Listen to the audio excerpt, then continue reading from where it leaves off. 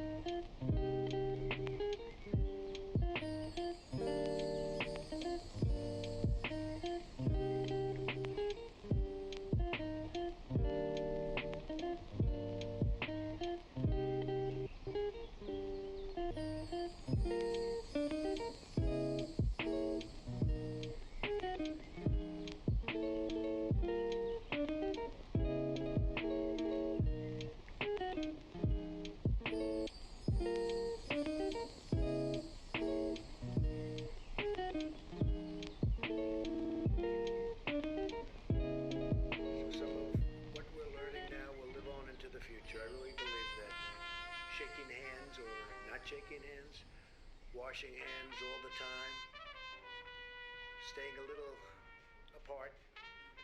15 days ago, we published our nationwide guidelines to slow the spread of the virus. On Sunday, I announced that this campaign will be extended until April 30th.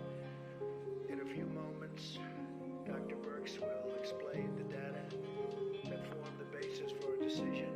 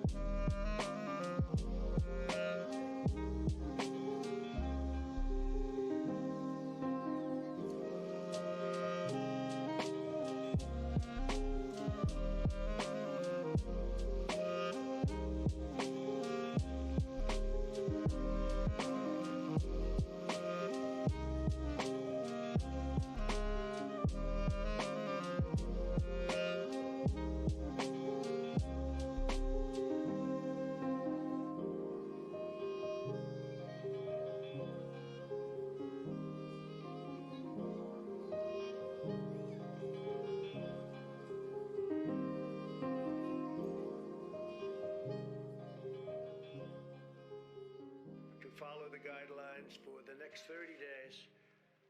It's a matter of life and death, frankly. It's a matter of life and death.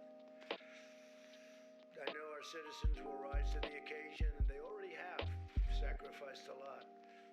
We had the greatest economy in the history of our country. We had the greatest economy in the world. We had the best unemployment numbers and employment numbers that we've ever had by far. And in one instant, we said, we have no choice but to close it up. Just as Americans have always done, they will do a job like few have seen before, and they're proud to do it. I see that. There's a great pride going on right now.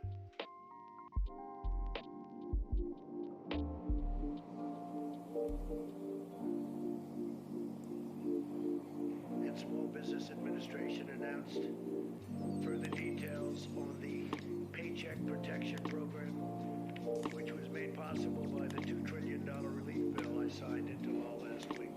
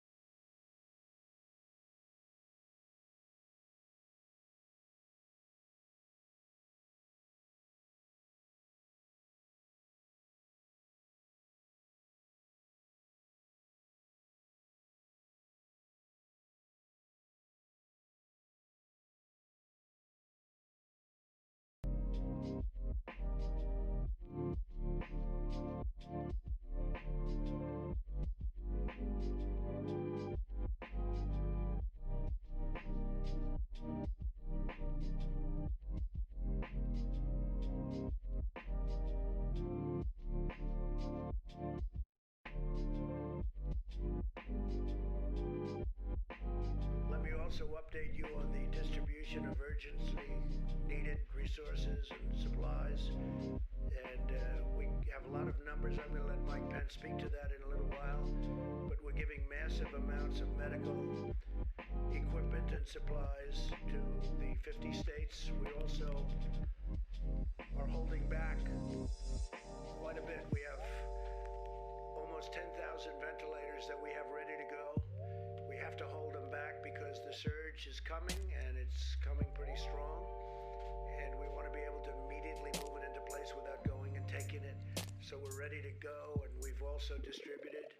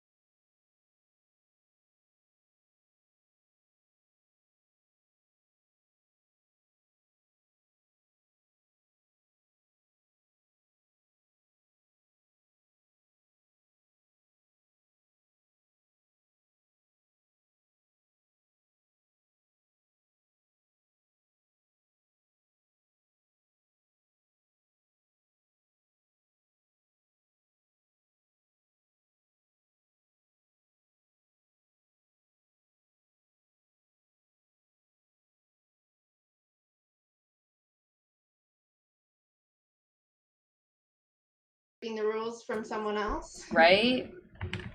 All right, I think I got it to work. Awesome. There we go. Just request permission. Super. Heyo.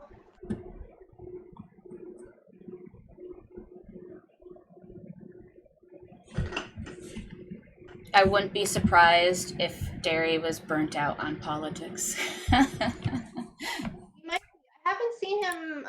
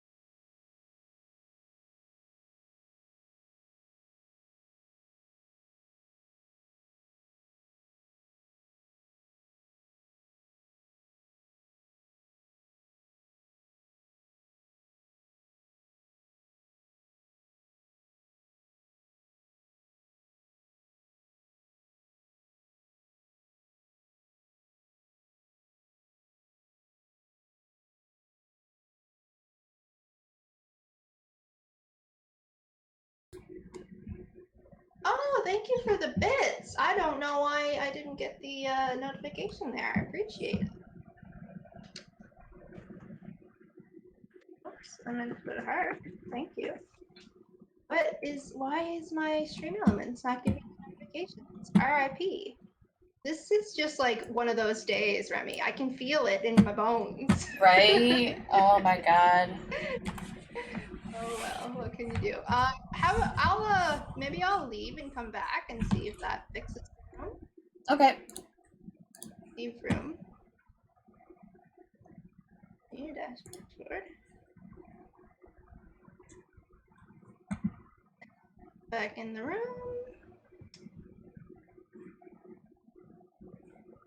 And I'm muted. Okay, so I'm back in the room. Do you want to try again there? I don't know. Okay, I will try again.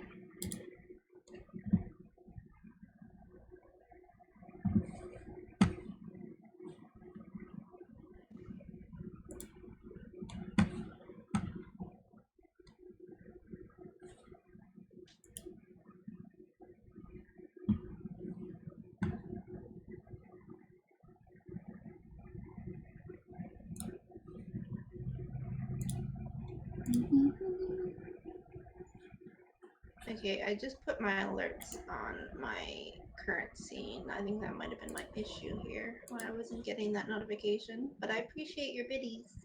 I do appreciate you, Little Wars Master. Biddies for titties? Yeah!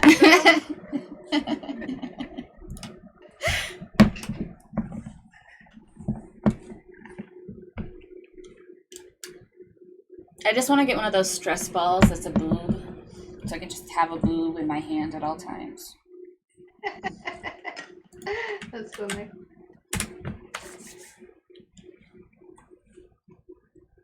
So you requested to get in. I just hit request, so okay.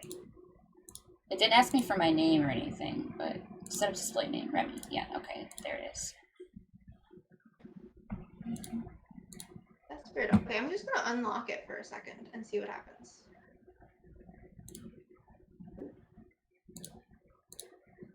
What the fuck?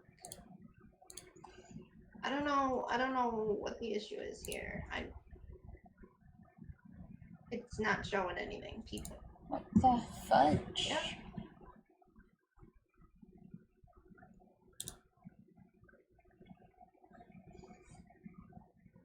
No, I don't want to make a room. I just want to join this room. Like a stress ball, only in boob form. Yes, Monty. That's what she's talking about. It looks like yes. That's the fun part. Who doesn't like to, squeeze a boob?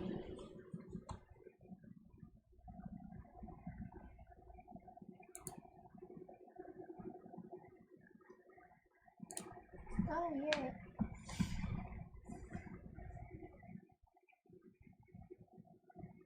That's fun.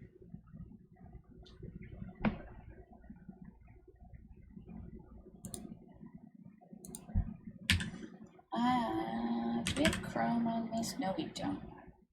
What? What in the butt? What?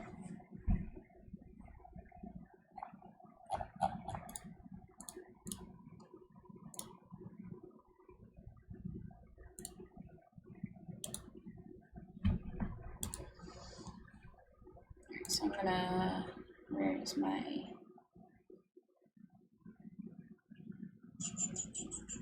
library, history.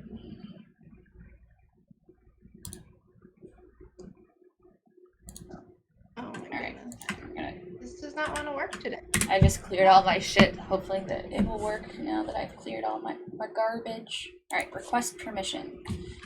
Yes. Like, don't you have, like, it's like Zoom, so, like, you have, like, a little waiting room, like, area where you can, like, allow people in, right? Yeah, normally I unlocked the room, though, so now you should just be able to jump right in. No, it's still asking me to request permission. Really? Wait. Why? I might say fuck it and just do it on Discord in a second here. I can like video call on Discord. We can video call on Discord, right? We can just pop our cams up. Just do that if this is, I don't know why it's not working. I locked the room. It's like not giving me anything. Hey Maddie, you couldn't just do Discord call, dual screen? You're trying to get in. Yeah, that's what we're trying to do. Whereby I'm gonna stop paying $12 something for this soon. Dude, you pay money for this? What the fuck? You can have it for free, but if you do the free version, I think you're only allowed to have like 4 people. Yeah. That's what I saw anyway. Auntie's saying his meeting is dragging. And some guy goes, a quick question, real quick. One last question is never one last question. Alrighty, fuck it. I guess we can just do Discord. Okay. I'll get my video up in Discord once I figure out how. There should be just like a little thing where like your mute and talk buttons are. It says video. And it goes bam. And then all I need to do is capture it on here. So Okay.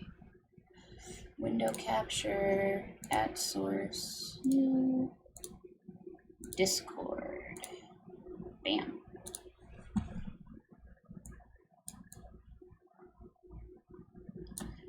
Pop this baby out. So I got you up here. Now I need to get me. So I'm gonna exit out of this. And maybe I'll figure it out one of these days.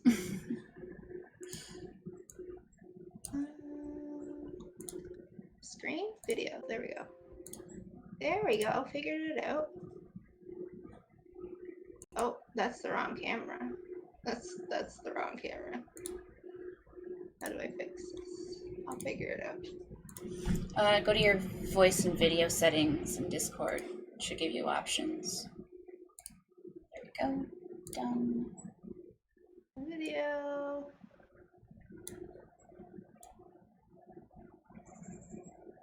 There we go. Okay.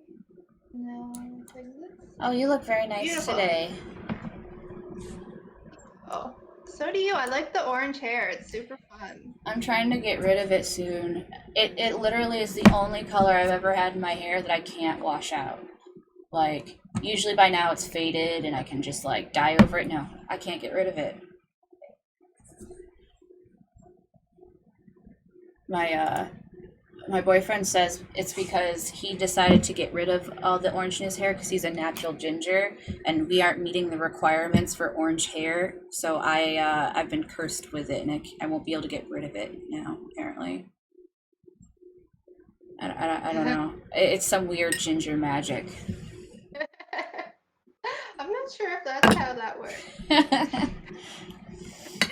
God, oh God. So when I was first dating him, and it was like 2 years after that I ended up getting pregnant with our son, my great grandmother, she finds out I'm pregnant. She goes, "Oh, who's the father?" And I, introduce her, and she goes, "Oh, you had sex with the spawn of the devil. You do understand that gingers are quite literally evil, that freckles on a ginger means that they steal souls and they're a disease." Like, and she wasn't kidding. Like, she was so rude to him the first time she met him. She's like, I don't think you should have that baby. She's like, I'm against abortion, but I don't think you should have that baby. I'm like, oh my God, Grandma. Yeah. I didn't realize that was actually a thing. I thought like South Park just made it up. Apparently it like, if you're from, like, I don't know, she's an old Jewish lady from the World War II era. Like, she fled to the States during World War II with her family when she was like little, I guess, or something. So she's someone who lives in fear of the Nazis until actually she just recently passed away last year. 95 years old. That's a long life. Yeah. I can't imagine like being alive back then. Oh my goodness. I don't know. She used to tell me some wild stories, like how, like, she used to work in a store when she was like a teenager, and the store was owned by the mob. She told me about what she remembered to fleeing to the States during the World War II shit. She didn't even actually tell us we were Jewish until my grandfather died, which I was like 12 at that point. Wow. And then after we found out, my mom went like into the deep end and started practicing Judaism. I had a bat mitzvah and everything. Oh, there's Monty. Hey, man. Monty! Thank you for the raid. Sure.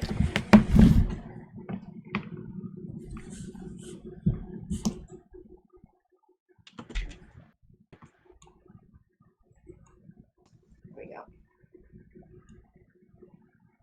Yeah, that's crazy. Funny enough, my partner's grandfather was a Hitler Youth. Oh, interesting. They fled to Canada right before World War II, I think. That's when it was. Nice. Well, not so nice. I mean, his brother stayed back and was a Nazi in the war, so. Oh, yeah, that's not nice, but. Not so nice, but yeah. It is what it is. What can you do? Monty is here, kind of here. It looks like he's having some technical difficulties. It's one of those days. It's just one of those. I told you I could feel it in my bones. Yeah, it's gonna be a day.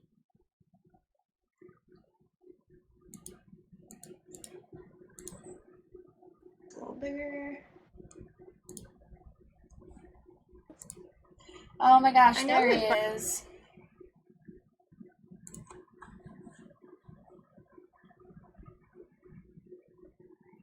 Let's see.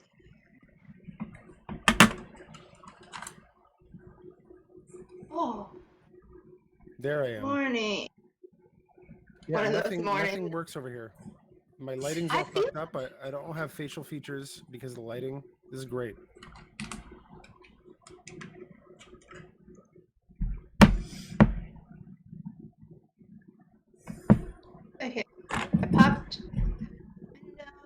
I have it set up.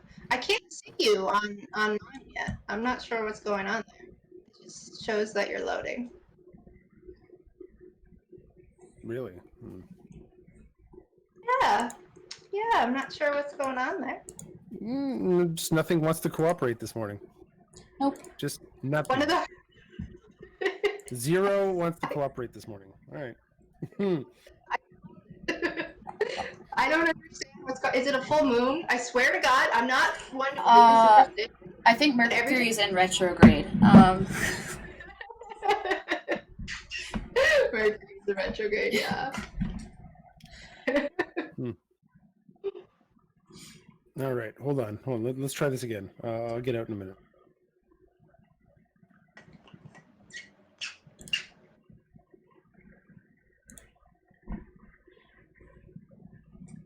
Are we back? I see you. Loading. Are you doing this off a laptop? You gotta be kidding me. Yeah. You gotta be kidding me. All right. Welcome to the Potluck podcast, where we just do tech support for the first fucking half an hour. Fine. Great.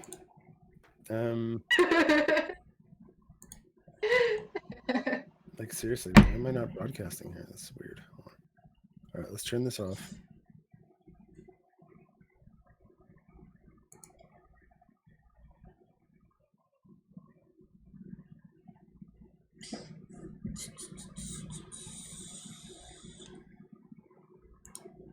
I'm doing this on my boyfriend's computer, and I'm just hoping that it doesn't crash, because I would do it All right, on fuck it. mine, I'm but- rebooting this computer. I'll be right back.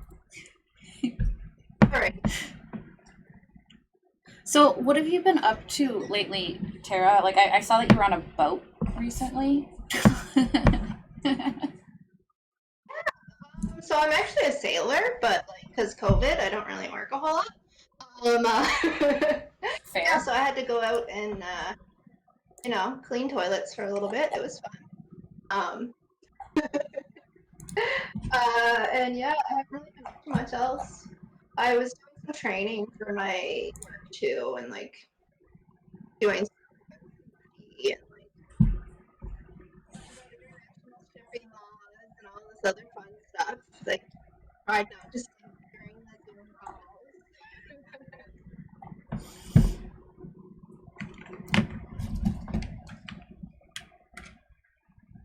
FIFA uses much of the same tactics pre-Chancellor Hitler. I always wondered what someone who was alive, like right before Hitler came to power, would think of Trump. Well, since Trump's a pretty big fan of dictators, I'm pretty sure that they'd be pretty good friends. I mean, you think about it, like he thinks that the person, like the dictator in North Korea, is a lovely man. You know? Great way to describe someone who's like literally, starving his citizens to death and all these other horrible things. Right. But yeah, no, he's a great guy. Great guy. Okay. I'm trying to fix. You cut out a little bit. I'm trying to make sure it's not me. Let's see here. Rip. Like I'll hear most of your sentence, but like the very first word I won't hear. And I'm hoping. I have a noise gate on.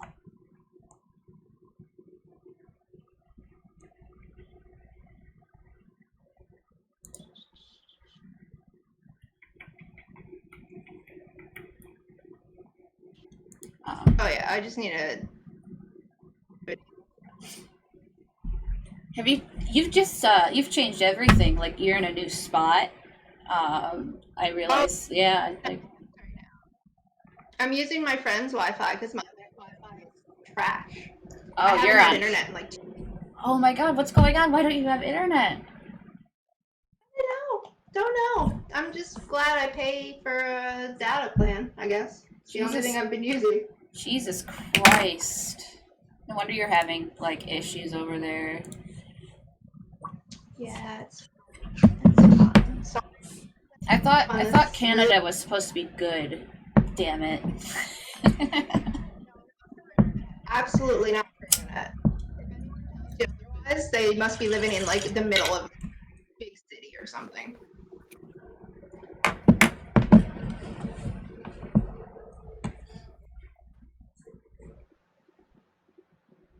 Oh, Okay, do I exist now? You do exist. I'm getting Yay. loading, but Veil. my fingers are crossed that you're gonna come in here soon. Fingers are crossed. Jeez. Know what the issue is. Like I said, like it's Oh, one of those definitely. days. You are running off Wi-Fi, so it might be hard to stream. Well, I'm and... right now. Oh, yeah. okay. I was gonna say if you're running this off Wi-Fi, you might have some issues. This is beyond dumb. Why is my video not loading? I can see it on your screen. It's not loading. I'm not sure. It's going in circles. You bastard camera. I changed this camera because my daughters needed a camera for homeschooling, right? So I got myself a better camera. Okay? And now the drivers don't work. I can't even zoom in on the damn thing. So you're going to see my messy office. If you see anything at all. I see an office. I see your little soundproofing pads on the wall. Okay, Remy sees me. It's just Tara's problem. It's just mine apparently. I don't know what the issue is. So what I'm doing is I'm using it in a browser. I don't have the actual Discord downloaded. Should I download it? Will that make a difference? It might. Probably. Yeah, probably. Okay. Sorry. All right. Fuck it. I'm hosting this thing. Hold on. Is what we can do is I can just chat to you guys while I'm downloading Discord, and I just won't be there, and I'll just screen cap yours. It works fine. Are you live? I'm live right now. I'll just yeah. whoever's live. Sorry? I think we're both No. live, right? But his stream might be better than mine. Welcome to Potluck Clusterfuck. Yeah. We're back. We're doing things half-assed, just like my country. This camera makes me look like I'm emanating pure light. Are you what was it? Are you a spectro patronus? You know, symbol. Pardon me. It's a Harry Potter thing. A patronus. Yeah, no, I get it. Yeah, maybe. Yeah, maybe I have Harry Potter spells or something. Come on. There you go. Darkness, total darkness. Oh man, your cam just reminds me of like early 2000s.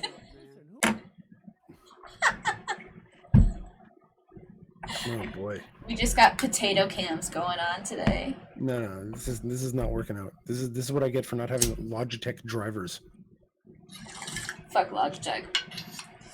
Fuck Logitech, fucking corporation. All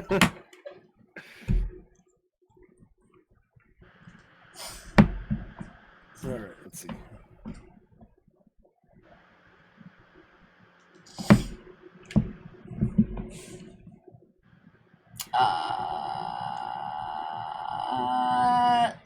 The Total Wars Master, thank you for following me.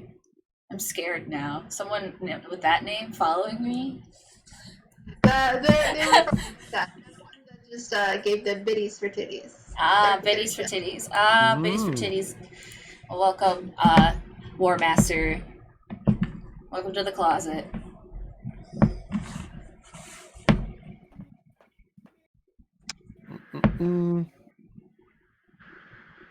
No, not Binance. Come on, Twitch. There we go. I'm up and running, sort of. Beautiful. I'll pop over to your stream and voter frauds are real. Are they real though? You don't know. You don't actually know. There's no way you could possibly know. I mean, Right. And they're probably not real. I mean, Probably not. we went through this the last election. What happened? 1K voter fraud, and that's it. It's not nearly as much as it was. He's claiming like 5 million people committed voter fraud. It's no. Like even if they dead people voted, it still wasn't 5 million. You know, Right. and you know what? Maybe it's kind of bigoted of us to ignore the dead vote. You know? Dead people matter. Dead people are just people too. You know. Oh yeah, you know that's super disrespectful to the dead just to think that their opinions don't matter. Exactly. Dead lives matter. Oh boy. Okay, here we go. Oh man, He's gonna get canceled today. I mean, you could get that. You could translate that into dead heads matter. Meh.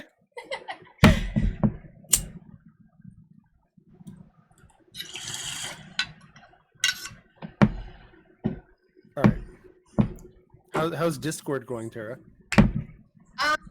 It's black screen right now. Yeah. Nice. Yeah, We're doing this. All right. We're doing well, it. you know.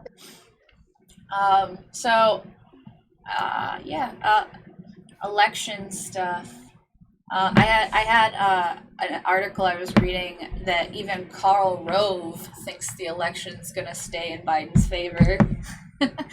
Karl fucking Rove, the man who fixed it so Bush could win, thinks that Biden is the president. Well, think about it. Look, if everything looks like it's going that way, then the best thing you could possibly do right now is pony up to whoever's going to probably be in power. Yeah. Right? Yeah, unless you're Mitch McConnell. That Mitch McConnell just doesn't give a fuck. Anyway. Dude, he looks like he's gonna die, or is dying and decaying from the inside. Mitch McConnell's got bruises and bandages and weird, he's dying from the inside out. Really, it's kind of weird. Oh wow, maybe that's good. In a few weeks, he'll be eligible to vote for real. Monty with the spiciness today. We're waiting for you, Mitch. I'm Canadian. What do I care? The 2/3 Canadian panel. Let's talk about U.S. politics. Well, exactly. I was also curious what you guys think is going to happen with the politics section on Twitch too. Well, painful death. I mean, Hassan's doing pretty fucking well, I would have to say, and with the fact that lefties still aren't going to be happy with everything Biden's going to do, and we know that for a fact, there's going to be plenty of things for leftists to complain about still. There's, a majority Republican Senate still, so we're fighting against that. Republicans won a bunch of House seats. So, yeah, we have plenty more to complain and bitch and moan and, whine about. Yeah, there's plenty more to feel vindicated about when your favorite streamer makes a good argument for whatever you already believe, so you can get that nice little validation hit, right? Or on the flip side, there's also that you can still get that hit when you hate something or you hate someone, right? And then you can log on and be like, oh, I hate this person, right? So all those mechanics still exist, and I think people are going to keep exploiting them. But I'll tell you one thing, you're going to have to get more creative now that there's no Trump out there to channel all that stuff. So I think it's going to go in different directions. Yeah, I mean, we'll probably see more Alex Jones conspiracy theory because now we have a adrenochrome eating pedophile in office. You know. That's fun. But content will shift into no longer are we super focused on Republicans. We're going to be super focused on our own side, and we're going to be critiquing our own side more probably. Because now the fight is trying to get the progressive shit in office. Now that we have a progressive candidate in office. Yeah. That socialist Joe Biden, you know? Yeah. Super, Mr. Super Socialism for sure. Yeah, so. I think it's funny that people say that they're going to move to Canada. Do they not realize that Canada is way more socialist than the States? Like, do they not? Or did you see that dude who said he like a Trump supporter said he was gonna move to Mexico, like, because God. Biden won. Like, what do you think you're gonna do in Mexico, buddy? Like, with a MAGA hat. Sure, that's going to go over very well. Okay, I'm going to be back in like 2 seconds, guys. All right? Okay. This camera's destroying me here. I can't stand this. Why do I look like? What is this? I know why. I just can't fix it right now, man. Anyways, whatever. Well, everyone's fixing their stuff anyway. Go for it. You can just leave me here alone. There you go. If we could, but no one will host you. Well, I'm streaming currently, but That's right. Everybody go to Remy's. Hello, Casey Gaming. I'm keeping an eye on Tara's chat too. Nice. Tara looking absolutely perplexed in her freeze frame here. Yeah, Huh? it's great. Huh? That's great. It's a great frozen picture. That's how I feel like permanently every time I look at my phone.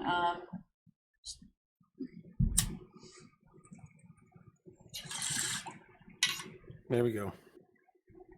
Get some medicine. You know what I started doing? I got my hands on some illegal Vyvanse. So I'm on that right now. What the fuck is Vyvanse? It's ADHD medication. Ah. I want to see if it helps me focus. Self-medicating experimentation. Yeah, I got a few pills. I have like a whole cabinet full of like ADHD medication because I've done every stimulant possible for my child. He's tried, and he doesn't like them. So like, he doesn't take them after a while. And I just have like all these like, from Adderall to Ritalin to just Tara to just so many things. Just like, if someone came in my house, they'd probably make a good penny off of my medicine cabinet. Oh, nice, very nice. Oh, there you go. She dropped off.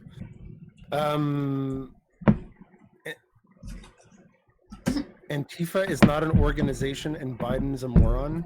You don't really know Biden. No one knows Biden. I think Biden is smart as, like, he's a politician. He's a career politician. He's very smart about what he does. He's very strategic about what he does. He knows what he's doing when it comes to striking deals, and he definitely knows how to compromise to be bipartisan, which is where he's going. For what he wants to do, he is good at what he does. He's not a moron by any means. I think the reason he is a moron to some people is because we want better things from people. We want better policy. We want better politicians, and Biden isn't one of those people. Even though people push him as that, like anyone who calls Joe Biden a socialist, oh my fucking god, dude! Like, for real, he is. Let me ask you this, Remy. In terms of politics, what would be your message right now? My message right now would be paying attention to your state and local government, making sure that if we do end up having to go through things like losing the ACA, or if Roe gets overturned by some awful reason because of Amy Coney, whatever her fucking name is, I'd say just pay attention to your local and state laws because they're going to affect you more. And push for change in your area, in your state. Maine just passed a bunch of like DSA approved like laws with like labor and wages and education, which is huge. Like, you know, that affects people at a bigger level than the fucking presidency does.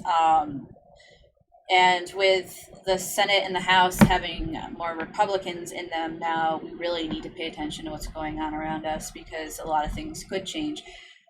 if Republicans get their way with medical care, especially, people with pre-existing conditions and shit can definitely be in trouble. Also, like,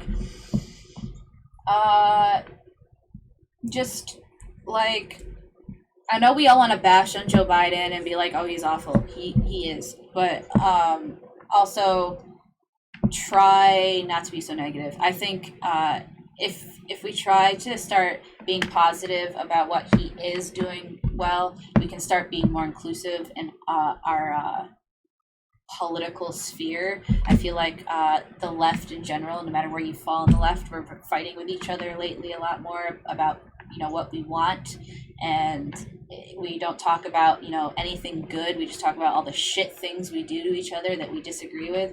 So maybe try to, like, I don't know, be a little positive. that's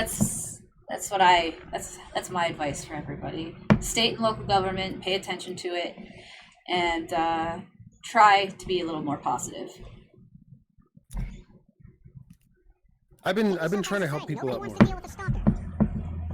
I've been making an effort to try to help people out more. Like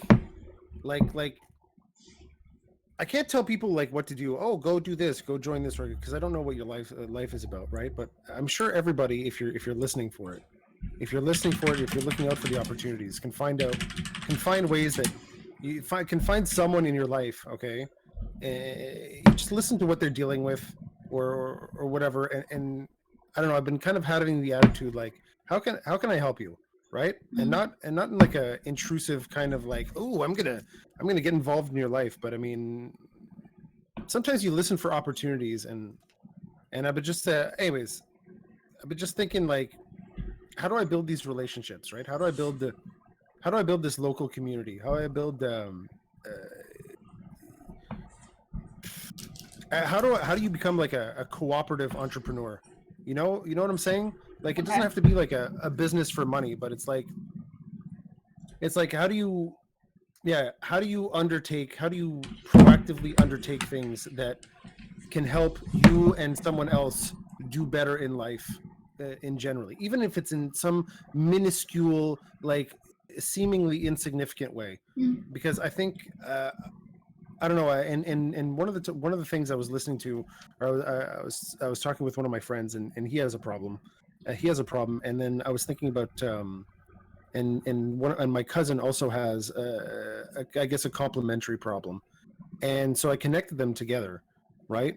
And so they could help each other out. And I guess I took no direct benefit from this, but I feel like helping out my network makes them stronger. Yeah. And if my network's stronger, then down the road, that's more options that I have down the road, right? And so I think my focus going forward is trying to basically trying to make my network stronger, right? Anybody that I can help with even some small action, I'm gonna try to do it. And I realize a lot of people have their own problems, right? So it's like, oh, I need to help myself and stuff. And so I would encourage people to look for those opportunities, but don't help people out unless you're getting something out of it, right? Because if you're not getting anything out of it, then it's not going to sustain itself. Well, and that's not what you want. I feel like always going around helping people because you're going to get stuff out of it is kind of I think you have to be selfish about it. I feel like it depends on the situation.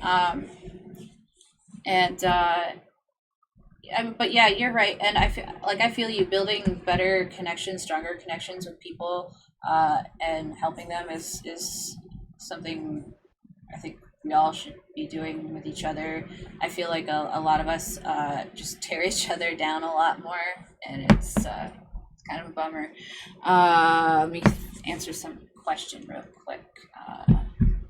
What is my opinion on anarcho-communism as a political philosophy? I'm gonna mute myself while I answer this question. You guys figure it out.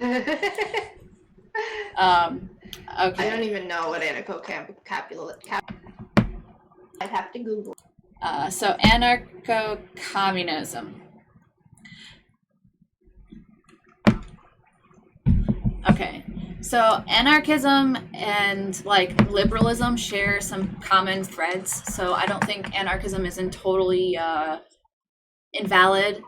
Small government, self-governing, and personal freedoms, all good things. Communism, like I like communism as a theory, and communism works on a small scale. So like I know Monty is been wanting to say this, but you know, local communism, so like on a local level, it makes sense, but if it gets bigger, it gets corrupt.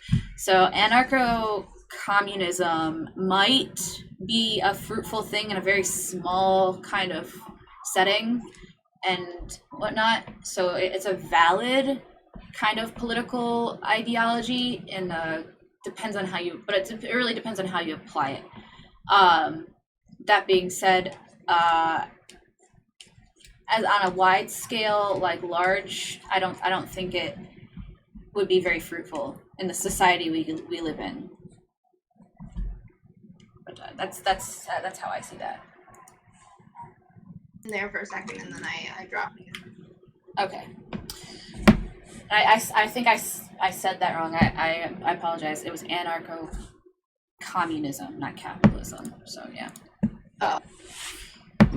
Yeah. Thank you for the question, Anarchy and Freedom 420. And also thank you for the follow. All right, so we came here to talk about election stuff. Yeah. Right? Like in the craziness that is going on our news media. Our fake news? Is it not fake anymore? Is it still fake? I'm not sure. Is there some fake news out there that's like unless you're looking at like I think like ONN, or that's all I can think of is ONN. But like I haven't. Oh, I saw a fake news article about Joe Biden making Mitt Romney like HHS director or something. That was fake news, and that was like something I saw and I was like, oh god, that'd be awful. Like goodbye social safety nets.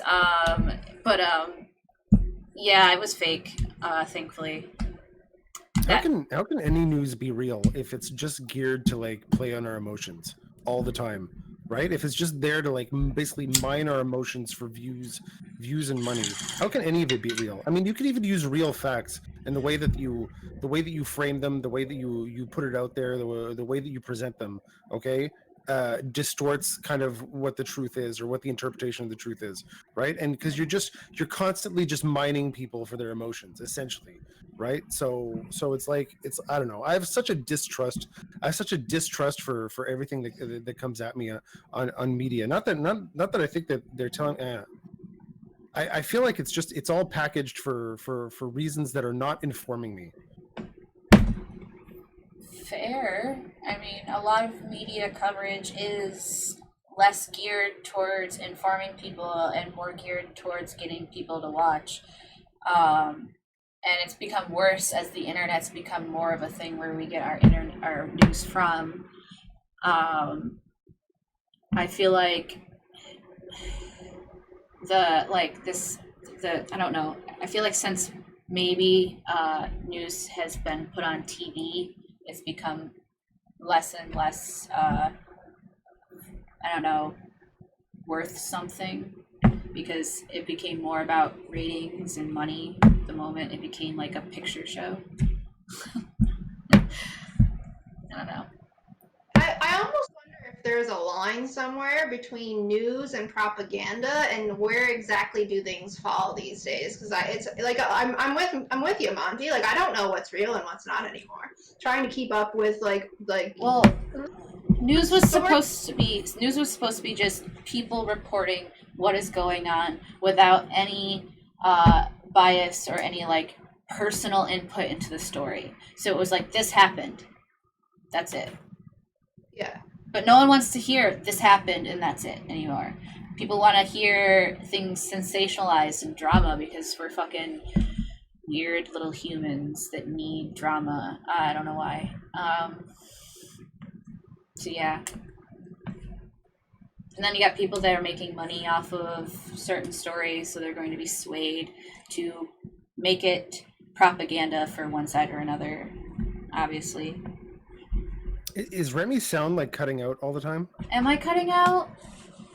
A little bit. Like, it's not to the point where I can't hear what you're saying, but it is like coming in and out. All right. Yeah. Let me, Let the technical difficulties continue. fuck Christ. This is a disaster. Anyways. All right. To Potluck podcast, I had no fucking high hopes for it because We've done better. We've done much better in the past. Yeah.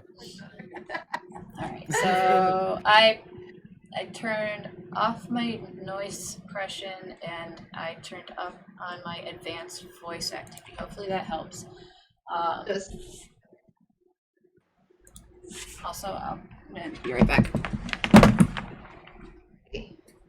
I feel I almost want to get a panel of all Canadians to talk about the election, but maybe once it's actually called.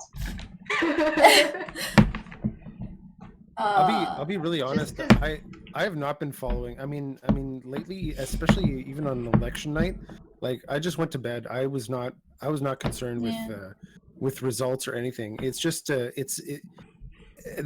more time goes on, the more I realize that even changes of person at that level like do not affect me. Look, there's no whatever. There's a transition in president or something like that. I mean, like life isn't affected here. It's the same thing as every day, right? There's more pressing problems, or there's more pressing problems in everyone's life than this going on at that level.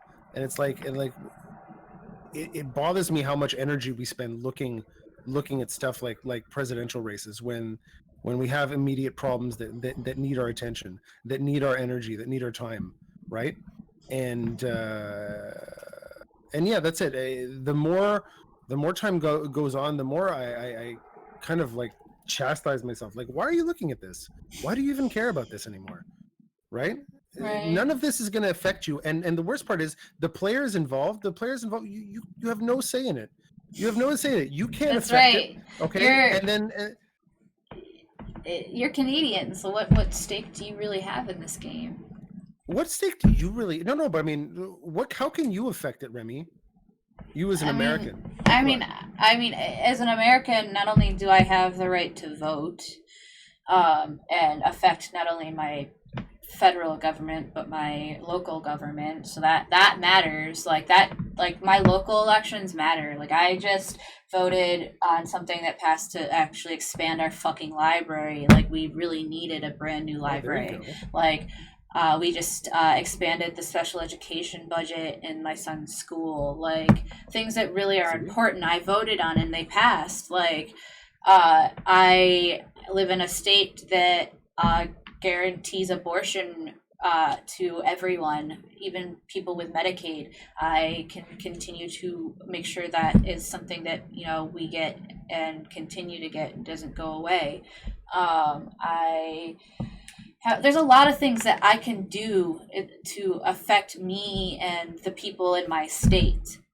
Now, as far as anyone outside of my state, I am simply just another voice in the mass of voices in there. And the only other thing I can do besides try to bring awareness to a situation is like donate my money or my time. Like I donated my time for the Bernie campaign. I was a phone caller. I've called people and sat here on my ass for like 3 to 4 hours a day. Like I thought maybe that would bring about something, it didn't, but hey, I did something. I donated to a Black Lives Matter charity. Like I am a part of my local DSA chapter, so I know about things that are going on in my community and like when I need to vote, when I need to protest, what I need to know around me so I can be more effective. Like Rochester just made a police accountability board, and is like investigating Daniel Prude's murder, and like also our mayor of Rochester. You know, like we're affecting change, and it's actually happening quite fast in my little like community. And it's kind of cool. So on a local and state level, I'm useful. Now, presidency wise, I'm not, but at the same time, I am, because like I feel like my vote matters, and you know, like everyone else's, no one should ever think their vote doesn't count. It does, because I feel like feeding into that idea of my vote doesn't matter feeds into voter suppression, which is one of the real reasons why we have issues in our like, you know, current government, is because we have such a high amount of voter suppression. So I mean, and there's like a lot of, you know, people talking about that. I'm not anyone new. But yeah, like that's what I think. You know, you can still do shit.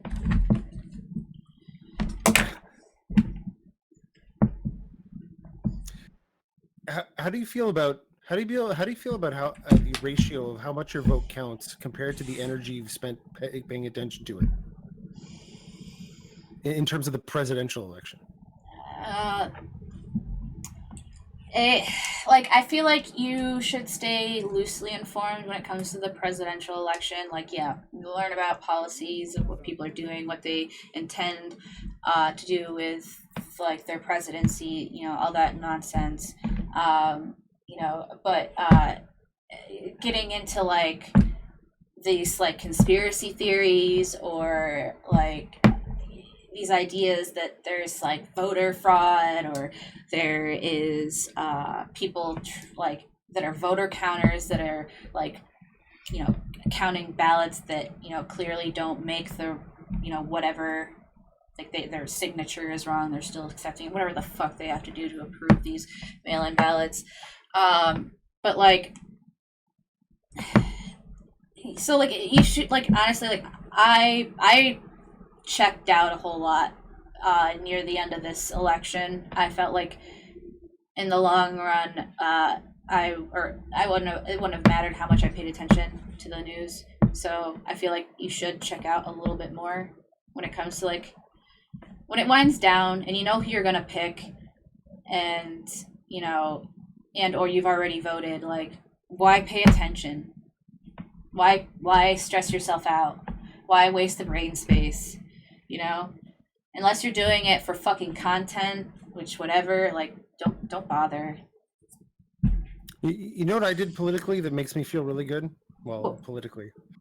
Okay, so a neighbor of mine across the street, okay, had a diseased tree. They had to cut it down, right? It's massive, and the people who cut it down basically plunked it in their lawn, right? Okay. And the whole lawn is just full of like these logs that are just massive, like you cannot move them, right? And the city comes up and gives them a notice, like you got to get rid of this stuff, right? Doesn't look nice, right? Okay. Terrible. Like, what are they supposed to do? You can't move these things, right? They're gonna have to pay someone else just to get them out there. So me and another person had a chainsaw and a few axes between us, and we went over there and chopped up all this wood for a day, and then gave it to the rest of the neighborhood as firewood. That's right? That's great. Like, dude, that's amazing. And I think even those things, even though they're small in like some people's eyes, I think they're huge. And because it's your world, and your world, even though it might seem small to other people, it's your world. It's what you're going to be involved in most. It's what's going to affect you the most and everyone around you. And doing things within that world is way more meaningful. It's just like, I like the good neighbor thing. It's fucking awesome. Good morning, Rohan. What's up, brother? I feel like I didn't keep up on the elections like constantly, but towards the end, I was on Twitter, and there was no escaping it. There was literally no escaping it. Everyone was obsessed with talking about it. So I feel like is it just people want to know what's going on? Is it the drama? Is it like what's I guess I can Hey, only assume it's the J100. drama that Mic drop. surrounding this election, why it had so much coverage, especially towards the end. Because, like Morning, Randy said, good once you morning. voted, like, towards the end of the election, everyone already knows who they're voting for. It doesn't really matter. Yeah. There's such a business that grew up around like watching. I mean, there is a business, right? Growing up watching around politics, and it's like you have to, if you've been paying attention to it for 4 years, you got to watch the season finale. Dude, like I watched election night. I streamed it, and like it was boring. I ended up like not paying attention and like doing something else. I knew that it wouldn't matter by the end of the night because we really wouldn't know. Today is actually the day we stop counting votes. Today is the deadline. And like so like to be honest, we should have called who the president was probably by the end of the day today. We shouldn't know until then, but we already have because reasons. Too many reasons. So yeah, like I mean, like, the debates were funny. The first one, absolutely fucking hilarious to watch Donald Trump be Donald Trump. You know? I enjoyed watching the VP debate just because I liked watching all of Kamala's stares at Pence. But, like... What are we gonna do? What are we gonna do about a system that gives us shitty choices we don't like constantly? You do. I don't know. I feel like now that it's over, it's like, I don't know. Shouldn't this be the focus? Shouldn't this be the focus of your political lives? Like, I mean, stop it. Stop feeding into this shit. I don't know. I don't know. That's how I feel about it. I feel foolish for any energy I've spent on this, and it's like Okay. Great speech, Monty. All right. I mean, I don't know. I don't know. I think that you know, I think the debates are good theater, good comedy if you you know, don't take them seriously because you shouldn't. I think they're a good event to like do shots to. I think that, you know, paying attention to Twitter politics and Twitch politics will probably stress you out to the point where you hate everything, so you probably shouldn't do it. Is that it? Are you in it for the memes? Oh, always.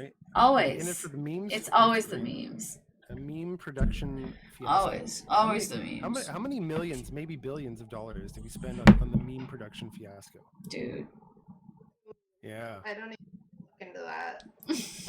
No, you feel disgusting if you just think about it. Yeah. Now I wonder if, okay, so 2024 comes around and it's Biden against another, you know, Republican, yeah. Jane character, like so, like, not like exceptional in any way, shape, or form. Are people gonna care? Are people gonna be this involved? I think that Joe Biden is going to have a Democratic opponent as well. I think that there's going to be somebody, and whether that's Pete Buttigieg or that's the only one I can think of right now, or whatever. He's going to have someone he's going to not only have to run up against in that department, which Trump didn't have to worry about this time around. He no one fucking tried. And you think that's it? You think that's it? The quote unquote right has had the death blow, and now the new right is going to be like a more left right? I think what they're gonna do is they're gonna repair. We're gonna see more of probably like a 2008 to 2012 Republican Party again. Oh, I don't know. I think come on, it's time for the young people to start taking over. Enough with the old men. Come on. Oh, I mean, you know, I don't know. I don't disagree, but I don't think that's what we're gonna get as far as Republicans go. The Democrats are starting to elect more younger, more diverse people. We have a autistic, bisexual House rep now in the mix. So, new. We've got lots of black leaders in the House that are Democrat now. And beyond their, I guess, visible minority category, it would just be nice to have, like, I guess, younger voices. I don't know, people who are more, I guess, in touch with people who are more in touch with the people who have to deal with the future they're going to build, or who are more concerned with that. Yeah. Who are less concerned about preserving what they have, and more concerned with, like, building the future that they're going to live in. I don't know. I mean, it would be nice. I don't know how I feel about that, because it's like, I mean, as far as I feel dumb talking about this as a Canadian, right? Because I'm going to talk about Republicans, but even, like, in terms of, like, conservatives here in Canada, right? I mean, I struggle with labels on this site, and they're ideas that are, I guess, adopted by conservatism, that conservatives explain very badly, or can't contextualize, or don't understand why what they're saying might make sense, but they don't actually understand why it might make sense, right? And there are certain ideas that I feel are worth talking about, and I don't find there's any good avatars to talk about them. There's no good, I guess, spokespeople to talk about them, because they're just, I mean, I guess they're maybe they're just in the meme creation business, or everything's very superficial. It bugs me so much that we can't have serious discussion. Or I think it bugs me so much that people who take up positions don't defend them in a way that makes any kind of sense, right? In terms of, like, how does this actually help people? How does this actually build the better future? Like, why do we think, like, these things are wrong? And how do you frame that in terms of, like, this is what we're building, right? In terms of whatever. I mean, I get what you're saying, and I think we all want people in politics to not only be of a younger generation, and to be someone who is championing for people and how it benefits people and the world and society or whatever. We want to see more of that. I think a lot of people are hungry for that. We're super hungry for change. It's just like we're having conflicting ideas of what that change is. And we have to, unfortunately, it's not, I don't think we're going to have a quick overhaul of anything. God damn it, Rabbit. No, I don't think it's going to be super long. It's going to be super long and progressive, hopefully. Hang on a second. Quick fixes and I guess actions that make you feel good in the moment, but ultimately build no value. There must be a way to wean people off this, or something. I feel like we're constantly mortgaging our future for what feels good now, and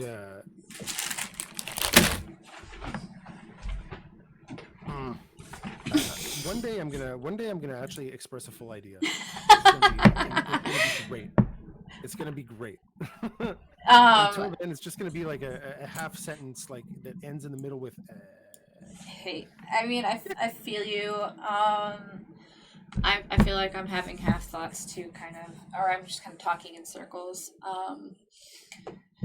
So, like, what is, like, the big news? Has there been, like, other than Trump contesting it, and the way he's contesting it is he wants us to keep counting votes in Philly and stop counting votes in Arizona and Nevada, and actually take some votes out of Arizona and Nevada because they might have been past the said due date to be counted, or I don't know, qualify, if that's the right term.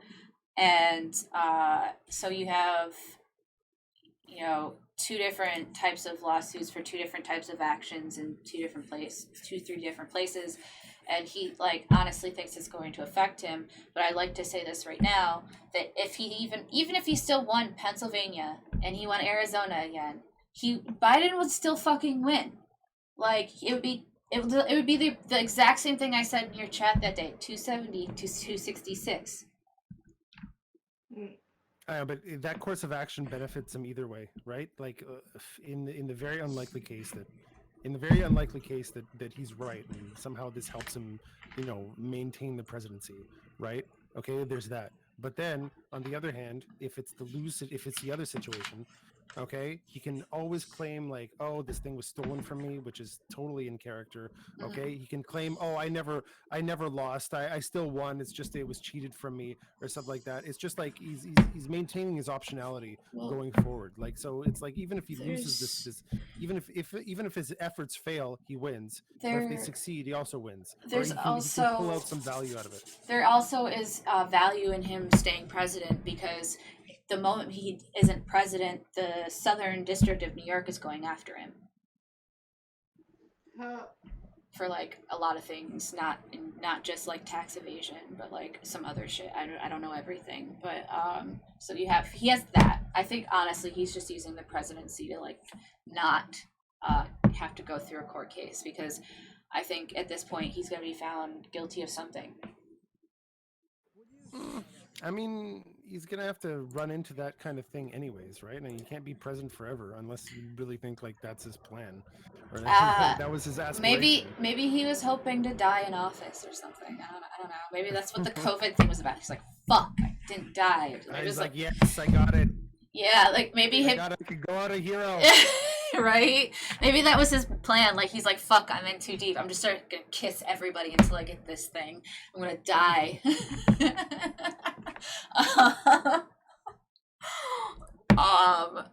But yeah, so there is value of him winning the presidency. He gets to at least delay that. And to be honest, if he delayed it another 4 years, I highly doubt they'd go after him.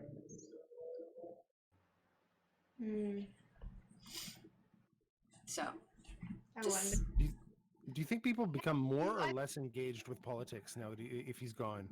I think people are going to become complacent and content, because it's going to be back to normal. It's going to be the Obama days,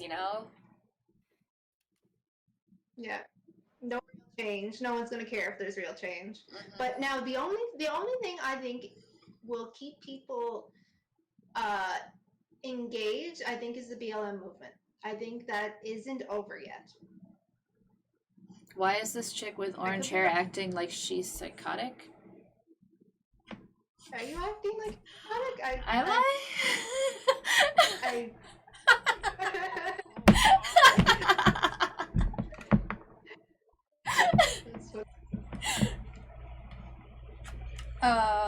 I didn't know. You think the BLM movement's gonna keep people engaged? I think that's pretty important. I think that's not gonna go away for a while. Let me ask you something. Let me ask you something. Let's say it does. Okay, let's say it does and it doesn't. What does that tell you about people? In the case that it does keep people engaged, what does that tell you about the population? And if it doesn't keep people engaged, what does that tell you? Or what would that tell you? What do you think, chat? Let's do not engaged. Let's say people just stop caring, or it becomes, or not people stop caring. Let's say it doesn't get thrown in your face anymore because the media is not propagating that message anymore. Well, what do you think that tells you? That we're just in it for symbolic change, not real change, and it's really fucking depressing. And like, oh my god, like that's awful. There definitely are people that are just in it for the hashtag, for the attention. Absolutely. People, there's news stations just broadcasting it because they know people care about it right now. However, I think there are people that are self-interested, and I think there's enough self-interested Black people that want to keep it going, and I think they should. And I think there's those of us who are trying to be allies that want to keep it going and want to keep like, hey, police reform needs to happen. Like unless someone does something about it, I do hope that people continue to be like, hey, this system is broken. I hope people are continuing to, push for change and fix the system. Like, I really do. Like, I'm part of those people that, like, I like to try and stay on myself to be at least aware. And um, but like I do feel like people are just gonna become like very content and things are gonna die down. And while there might be still some people that are going to try to not necessarily protest, but there will be a lot more, I think, online activism going on once shit once Biden takes his oath, shit will die down. How do you think? Okay, so okay, talking about, I guess, let's say police reform and stuff like that. But while we're waiting, while we're waiting for old people to get together and figure out who's paying them and stuff, right? Like is there? I mean, is there stuff that we could do? Is there stuff that we could do to, I guess, build some form of, I guess, not policing, but I guess community order keeping, right? In our own communities. I thought about like, people want to reform police, but if you basically just want like here's my thought on this, and feel free to shit on it, right? But if you basically just want like a class or a cast of people, okay, to enforce laws while you don't pay attention to that stuff, you essentially just want like a police force, right? Like maybe a different police force, a nicer police force, more training or whatever. But it's like, how is that really like, resistant to the kind of like corruption and complacency that has infested this current police force? I feel like the only way you could actually like make it change for real is if like you personally engage with the police force, even in some small capacity, right? And I wonder how people, I wonder if there's any ideas that people have about how to like get that going, like Well, right now, right? there Like what time and energy are you willing to there put are in to help this situation? there are people that are doing that in some places in the United States. There are places that do community watch where they keep a detailed log. Some of them are have carry permits, but they don't really ever use their guns. They do work with local police forces with them. They show up in the scenes, making sure that if it's like a mental health issue and the police are involved, that they advocate for the person involved and make sure the police are doing their job properly. There are people doing this kind of community watch type organizations, and it, it's possible to do in some neighborhoods. But I'm going to tell you right now, there are going to be neighborhoods that's not possible. Why Um, not? well, Why not, do you think? because you leave a place that's possibly infested with a gang, and I don't like using Okay. gangs, but that's a very basic example. Some form of crime organization in an area, and you leave the community to do a community watch and work with the police. Usually, those communities have such a distrust for the police that they don't ever talk to them. And a community They get watch to and work with the those gangs.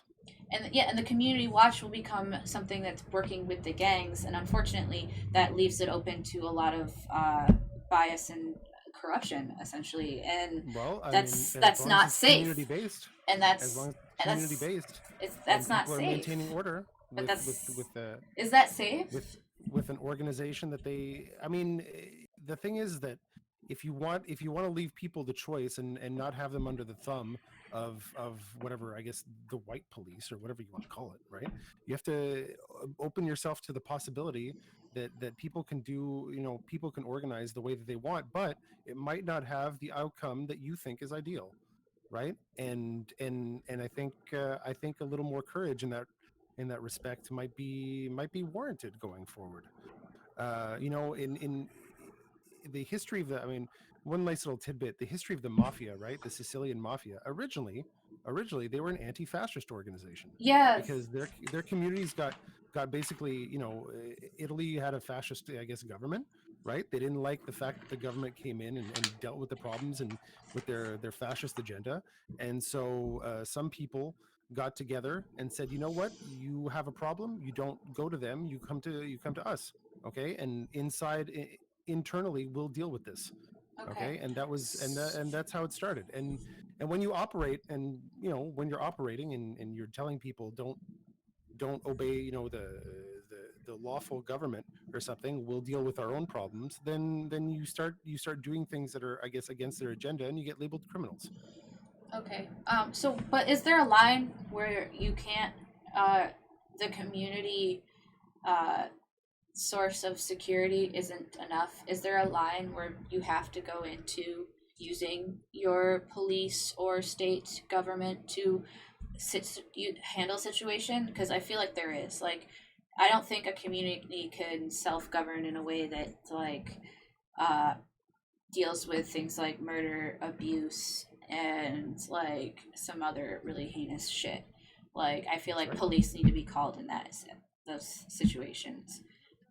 That's right. You have to find some way to, I guess, ensure some baseline level of human rights, and so no one has to be subject to violence or something like that, or maybe. But I mean, that's the trade-off. Either you have this kind of universal, I guess, organization that takes care of that, or you do it yourself. If we're gonna it's a little more chaotic. Yeah, and if we're gonna defund the police, or not so much defund as in like dissolve the police and rebuild them into an organization where we can trust them to do their job, because their job is laid out very simple and plainly, and it's only that job that they do. They don't interfere with things like mental health issues. They don't interfere with things like CPS issues. They don't interfere with petty community things that can be handled by the community, but like there also has to be, the community also has to be open with working with the police occasionally, and like that's the part where I find it very hard that people are willing to kind of open that door in some places, and that's where that system isn't going to always work, or it's going to be fought against, because the police can't be trusted. Even if we possibly hypothetically rebuild a police force and rebuild its unit and ensure the people in there are hopefully worthy of the job, but like we have to all trust each other, and I just don't see that. Like that's my I hate saying that, there's no trust, and it bothers me, it's like I'm someone who's like, I'll trust someone until they give me a reason not to. Like, I know that's stupid and maybe naive of me, but I feel like it benefits you and it benefits everyone else. Like, what comes out of not trusting people? I think you hit the nail on the head. I think the state of trust in institutions and other people is severely atrophied right now because of how we've structured things. And I think if everyone has gotten off the political roller coaster, or has had their Republicans will be like, not my president. Yeah. I'd encourage people to find out how you can build trust lines with people again, right? Because I mean, like, ensuring trust between people is how communities get built.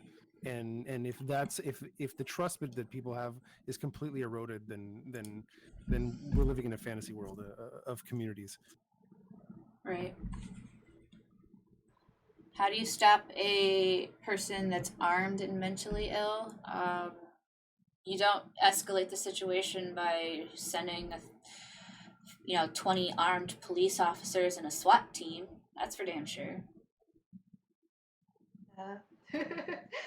There's therapists that are trained to do that, and social workers. Yeah, okay, so social workers where I live are armed. They are allowed to carry a piece because they know that the police officer is going to possibly exacerbate a situation. So instead of bringing an armed guard, they arm themselves. That should...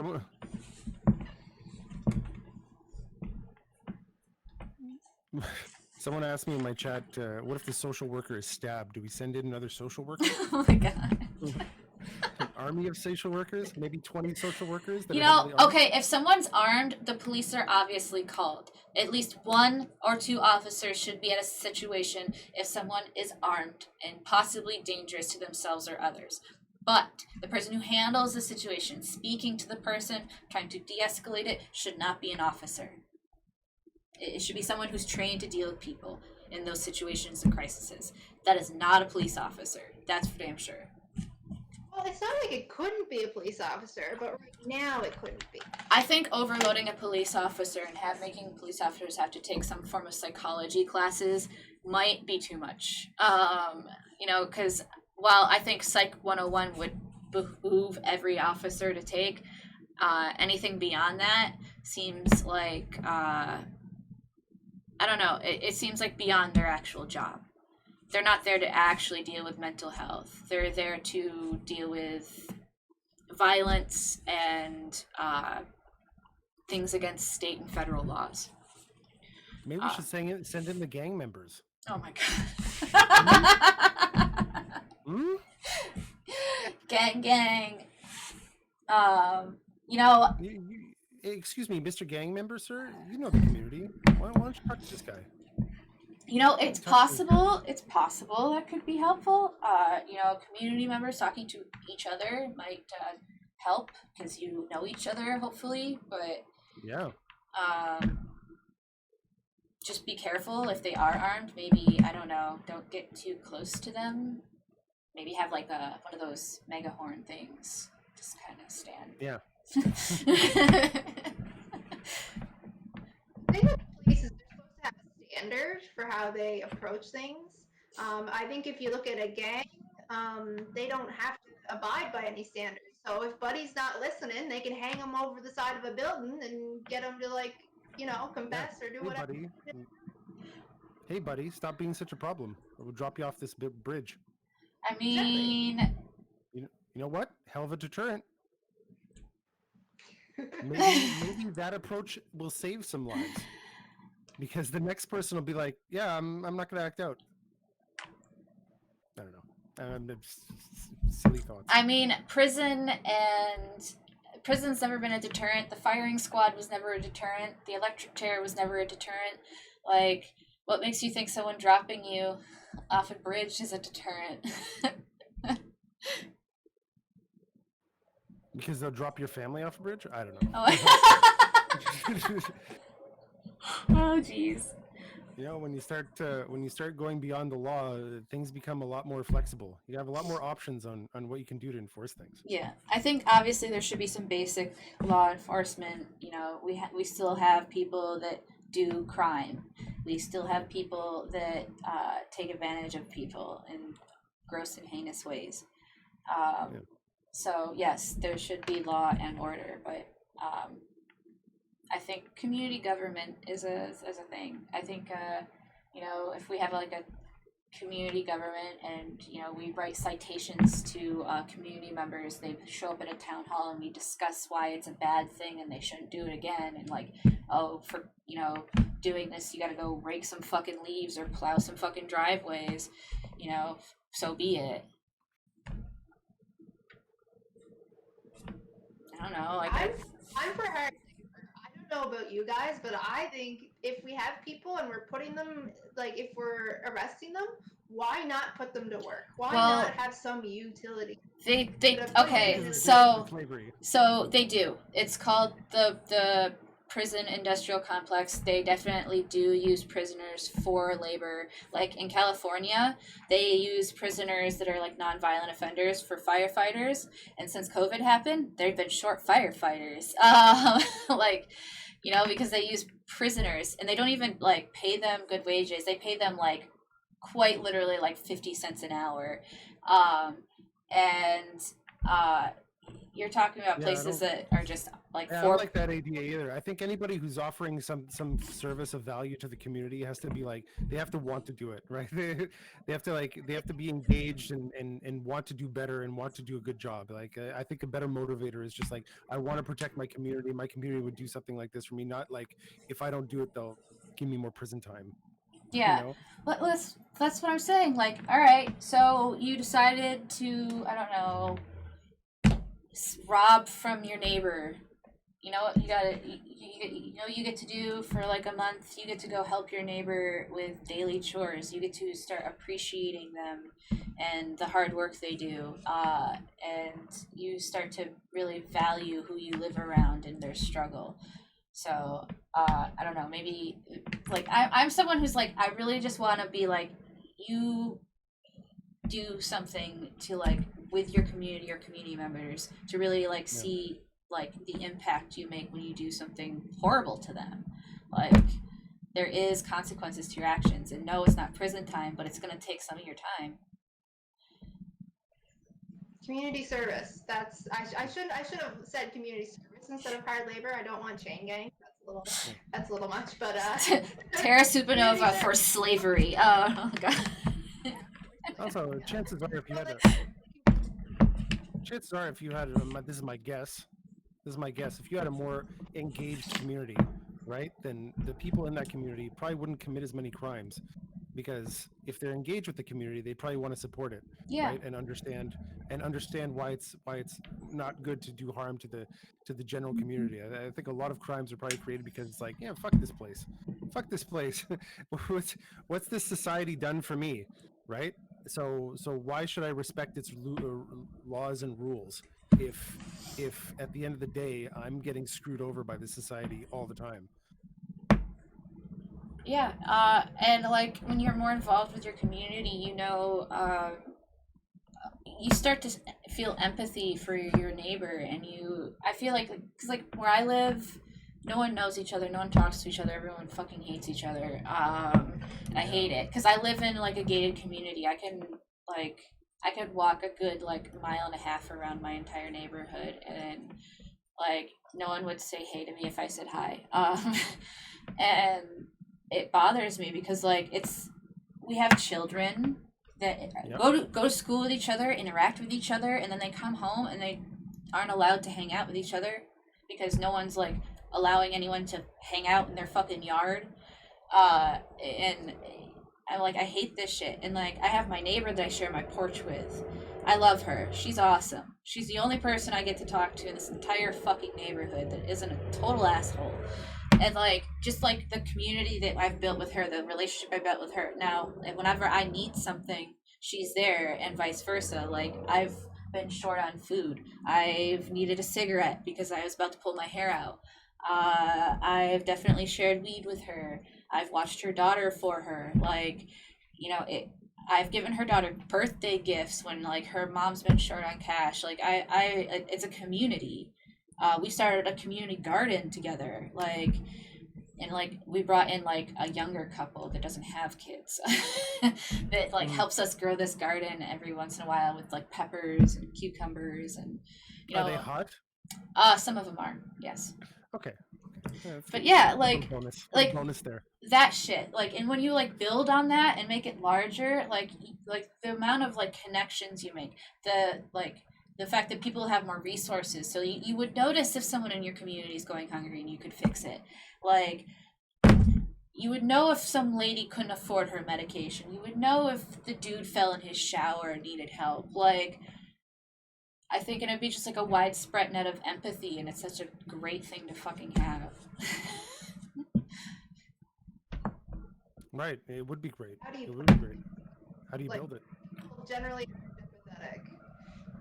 How do you build it? You have to get people to trust you and be involved, and like that's the hard part, because no one wants to, and no one wants to, even people like in your community that you might not agree with politically, you should still like help out. Like, fuck, my entire community pretty much supports Trump, and I'm nice to everybody.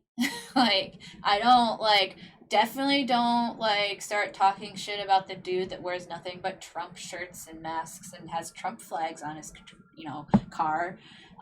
Definitely, instead, when I see him in public, I don't smirk and make jokes. I say hi, and in private I'll make a joke, but I'm not gonna be mean to him in public. I actually am a human being and recognize that this person is human too, with values, and I would help him out. I don't care who he supports. If he was in a ditch or something, I'd pull his ass out. It's being a fucking human. Be humans! Ah! Local communism! I've become a believer, Monty. No, it's not. It's not. Yeah, it's not easy. It's not easy. It's not easy. It takes work. Yeah, it does. Not a fun message.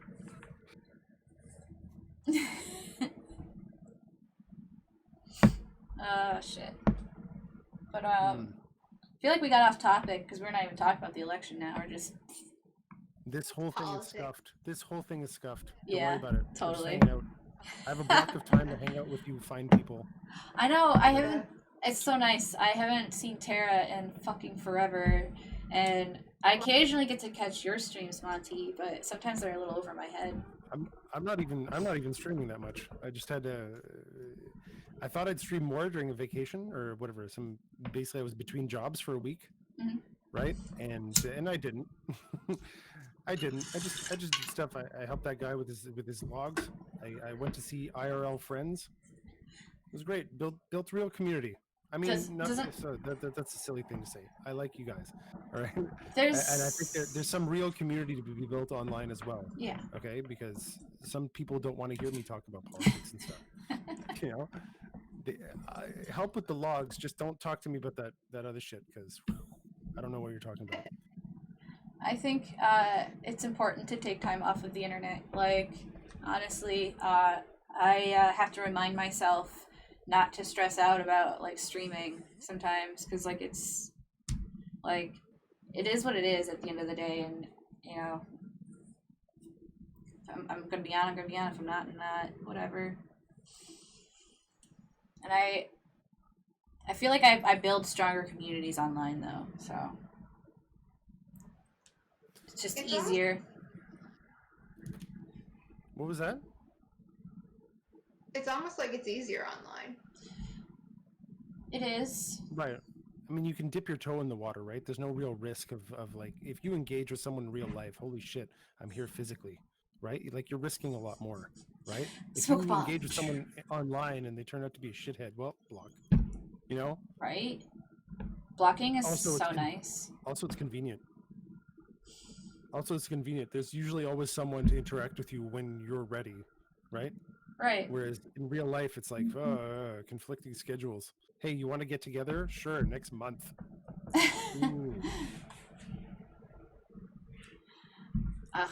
I wish I could hang out with people, like real people, in person. Is real people not happening with you? Yeah, no, not right now. We are on a quarantine lockdown in my house because my partner got exposed to someone in his warehouse was diagnosed with COVID, so he got exposed, and we're waiting for his test results and on quarantine right now. So no real people right now. That's rough. Luckily, like where you're, like I have like less than 20 cases in Nova Scotia. Like there's no one around me that has anything. My mom has COVID. What's now. going on? She's struggling with it. Shit. Yep. No. She's Yo. old too. She's very old.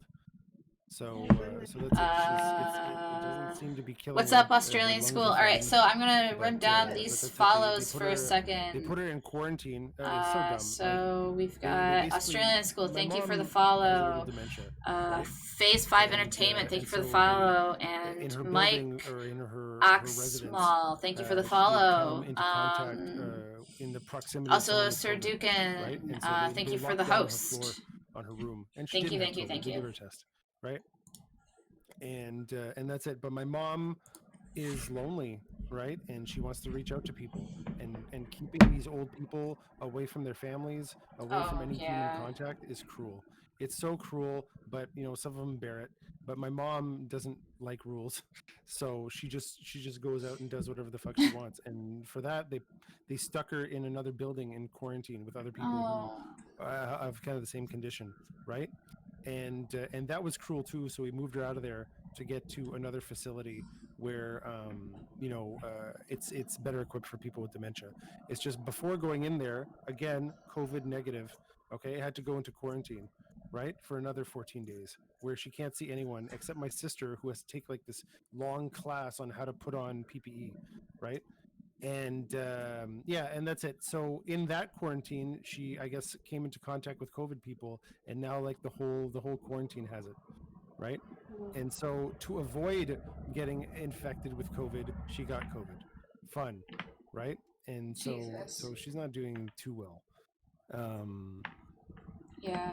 anyways, I. yeah. So that's it. I mean, and so as far as I'm concerned, it's super real. I wear my mask everywhere, but you're still allowed to visit someone's house as long as you're just one person, and I've been taking advantage of that. we we keep our distances, but this I don't think anyone ever intended for this extended lockdown. Okay, I don't think anything's built for it, and I think what I was mentioning before, there's such a huge problem with us kind of being isolated, right? With isolating each other, not building trust with each other, and it's just like this quarantine doesn't give you. It gives you a lot of excuses to keep doing that, to keep, I guess, making more relationships with Netflix, and making more relationships with commercial, superficial, I guess, ways of occupying your time. And I think there's something really dangerous about that. And I've had it. I've had it. I'm going to take all kinds of precautions or whatever, but making human relationships in my life is going to become a priority, because there's no way out of these shitty situations other than helping each other out. And I can't stand by and just wait for it to happen anymore. So I mean, that's it. I have to actively just go look out for look. I'm actively looking for ways to just help people in my immediate vicinity out with anything. If I can't help them out, I can't. I just listen, right? And then once in a while, because I'm listening for it, opportunity comes up. Oh, Jesus. I can connect you with somebody. Oh, I can actually do something about that. Okay, it doesn't happen, out of What's hours that? of conversation. It What? happens rarely, but when it happens, uh, I make a point to jump on it. Oh, I'm gonna try to improve my network. There's a pizza I'm gonna try lunchable to if you improve want my one. network, because I'm I'm done. I'm done relying on sources I can't really trust. I mean, I still do. We have to, but Right. but as much as I can, I'm getting off the tit. That's enough. Anyways, I mean, that's my little thought on that. I think that the isolation that COVID produces is pretty awful for anyone, and we're doing the best we can. I don't know really what a solution would be, though, to it, like other than just exposing more people to the virus, unfortunately. And we don't know how that would go, even though, like, as it stands right now, where my country leads in, like, we have like 10 million confirmed fucking cases of COVID. So I don't know what lockdown is really doing us any good at this point. It's hard to say, really. Society wasn't built for this kind of lockdown. No, It's no, we're terrible. social It's terrible to creatures. it's Like, terrible to bear. It's terrible to bear, and it's forcing too many people to make too much change too fast, right? And they don't know what the fuck to do. And I'm not saying it's not necessary. It's because, like, we're at this point now, right? So it kind of makes sense to do it. But I mean, whatever. If they had locked down earlier, and harder, it would have been for a much shorter period of time. Probably be back to normal now. Anyways. Well, that's what happened here in Nova Scotia. We were locked down for a little bit, and now we're in the Atlantic bubble, and there's barely any cases here. We can have gatherings up to 50 people, Yeah. something like 10 or so people without social distancing. It's almost like it doesn't exist around here. And because the government stepped in and put the lockdown very strict at the start, it worked. It did. It Yeah. worked. New York was And strict the for a same- while, but Yeah, things like that. Yeah. Yeah, things like locking down in case of a pandemic makes a good case for these centralized, I guess, institutions that I keep talking against, right? But I mean, it's a good use case for why you might need one, sometimes, because this kind of thing that happens, okay, is too big for smaller entities to handle, right? And you need to give some leeway there. Right. I mean, New York was okay for a little while. We are now doing poorly again. Like I'm in like where I live, I'm in like the yellow zone. Schools are considering shutting down again soon because of caseloads, and going to strictly just online. And it's because like dumbass people are going out and partying, and like dumbass people when they go protest, they're sharing joints and shit like that. Like, oh yeah, sharing a joint with a stranger during COVID, totally, yeah. Like, Yeah. uh, but so like for a while we were allowed to like go to restaurants and if we wore a mask and it's like the restaurant could only like do half capacity, so it was like super like skimp everywhere because I most of the diners and stuff around here are pretty small. The mall wasn't open for like a really long time. It only opened, I think, briefly. I think it's about to close again because of the rate in infection going up. Like, theaters haven't opened, period. They've still been closed. That always got me about blaming Trump for the pandemic, right? It's like okay, so not locking down early, okay, totally federal government's fault, okay, but totally ignoring, okay, that 100+ days of super spreader events happening all across the country every day, okay, are had nothing to somehow had nothing to do with it. I think it's a little ignorant. What do you? What do you think? I mean, it's for a noble cause and everything, but I mean, it's still groups of people getting together, doing what they're not supposed to be doing to stop the spread of this pandemic. What do you mean, like when you say super spread events? Are you talking about like campaign I'm talking shit? about massive protests Protests. in nearly Yeah. every Okay, so metropolis in America. it's really hard when you come at it through the pandemic angle to justify the protest. Really, like when you protest, the pandemic kind of becomes a lesser priority. And I know that's not right because that's not making it any better. But like I don't know, like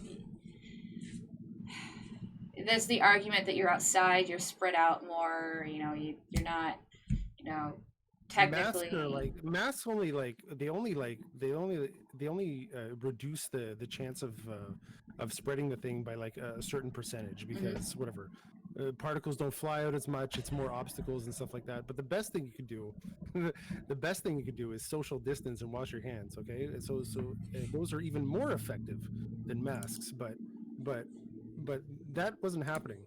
Okay, and it wasn't happening all over the place every night for more than 100 days. Oh yeah, right? mask Probably thing. still going Yeah. on. So to not attribute any blame for that for the pandemic spreading in the United States, I find it's a little ignorant, right? Like No, you're right. Anyway. People not wearing masks was really fucking stupid and annoying, and like I don't understand what the big deal was. Like, just wear your goddamn mask. Like, is it going to hurt you? No. Like, God, shh. Even wearing the mask, going to large gatherings, even with the mask, is like if like it prevents you like ejecting particles. But if you're this close, like particles are just going here anyways, right? Anyways. Oh, did you ever see that meme where it's just like you like two people like spewing like particles at each other? Like, I can't wait for my bros and I to be like this, and it's just like particles of blue and red. Oh my god, it's fucking hilarious. My internet connection is bad. I'm really no, it's not you, it's me. I'm not on my normal computer. I'm on my boyfriend's piece of shit. Everyone's on their piece of shit today.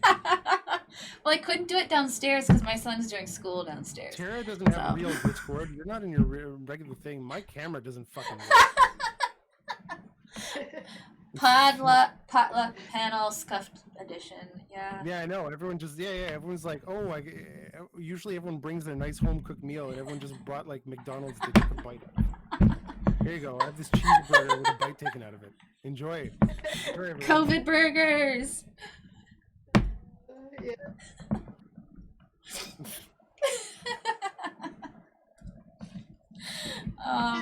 So I mean, anyway, so like I'm just happy you guys could show up.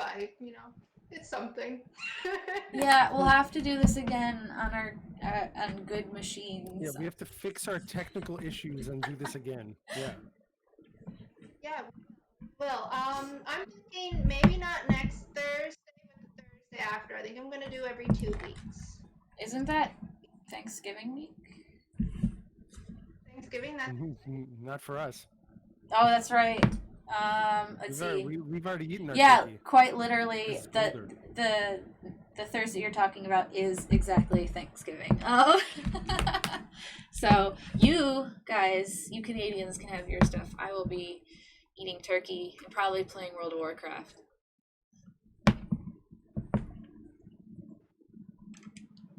Yeah. No. I'll be in touch. I'll try and figure out something with like an actual panel with like a something I can research and have questions for you guys. I was just like, let's just talk about what's on the go. Fuck yeah, I'm all about it. Yeah. Oh, I do like to stay in politics. I like politics and tangential topics off of politics. But like as far as elections go, I think like we've kind of like Monty said, it's a dead horse at this point. Like what does it matter? yep. Things are going to be tied up. No one's going to really know what's going on until all those court cases are done. Nothing really interesting is going to happen, I don't think, anytime in the near future. And yeah, kind of, I'll have to figure out something to chat about. So I saw your Twitter here. You're hiding in the woods, right? Is this like near your place?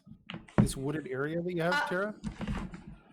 Yeah, it's not too far from me. It's just up in the woods. Like there's like about 5 kilometers of trails up there. Oh wow. I feel like this is a great place to have like naked bonfire parties.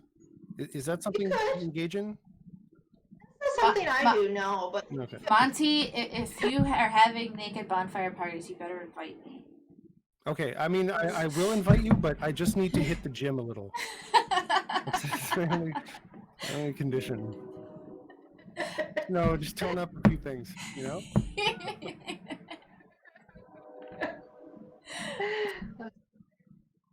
Other than that, okay, let's change the topic to something. I don't know if you have to go, but we could change the topic to something a little more spicy. Nudity. Do you think we should be more accepting of it? All right, so if we're gonna change topics, you know what I can do is I can go back on my normal machine and not be so garbage. No, actually, fuck it. We're gonna do garbage shit. No, I don't want to move. My bong's right here. I can't smoke my bong downstairs. My child's down there. Too much of a taboo on nudity, I think. I think we should abolish this taboo on nudity. Free the nipple. Absolutely. I don't understand why it's all right for guys to go around, not for girls. What is the logic there? I see shirtless dudes on Twitch. Yeah. Why is it in 2020 we're still like taken aback by like human body parts? Yeah, because like weird, like some people are stuck on weird Puritan values that like oppress sexuality. Like that's really the core of it. Like we're not all of us are brought up to believe that like sex is okay and normal. Some of us are traumatized into thinking sex is like something that's like not supposed to be fun. Which is sad. Yeah, how's that still going around today? I don't know. I feel like I'm telling my kids, yeah, sex is great. Probably not if you're a teenager though. If you're a teenager, it's probably awful. Not that it's like physically awful. It's just people don't know what they're doing, so you're probably gonna hate it. But other than that, when you grow up, it'll be great. I mean, you won't know what bad sex is until you have good sex. You never know what good sex is until you have bad sex. So like. Oh boy, I have my daughter's friend. My daughter's 16. Her friend is 16. Oh boy, having sex. Okay, and she complains about it all the time, right? And she's never had any other partners. And you know what her rationale is? Oh, bad sex is better than no sex, right? That's what she tells my daughter. I'm like, oh no. Ooh. No. Oh my god. Your orgasm matters. Oh. Like, your wife should have a conversation with the ladies about how female orgasms are important. I think They are! I'm sorry. So many women are programmed to think that, them not getting off is normal and expected almost, and it's okay for the guy to get off. Some women don't even know what orgasms are.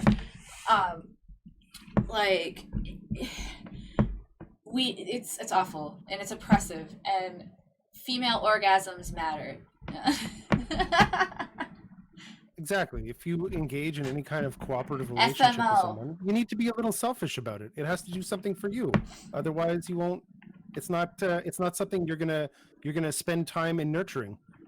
No, and if you keep thinking that bad sex is better than no sex, you're just you're compromising yourself to settle, and you'll never learn how to talk about getting pleasure for yourself, and you'll never learn how to make yourself feel good with a partner. You'll always be stuck with your vibrator, and that's it, and it's sad. That's sad. You're supposed to like sex and enjoy it and experiment. It's supposed to be weird and goofy and messy and fucking clumsy. Yeah, have some laughs. Dude, some laughs. I slept Tickle with some feelings. I had a guy that used to tell jokes in between when he needed a minute to switch positions. He would tell me a joke. It was great. It was fucking great. I never thought I would enjoy laughing while I'm having sex before. Hey. All right, Remy, turn around. Why did the chicken cross the road?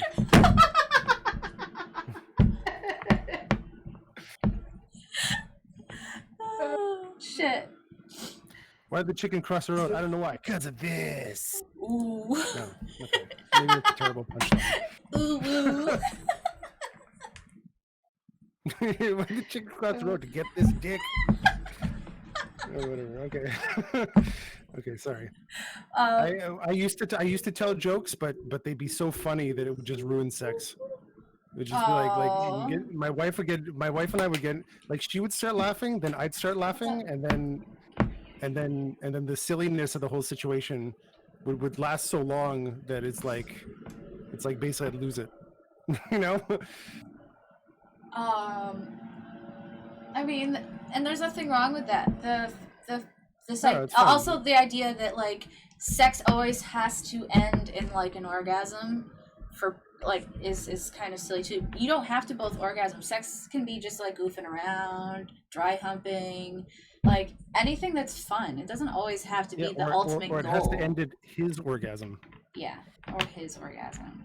Sometimes you can orgasm and he doesn't have to.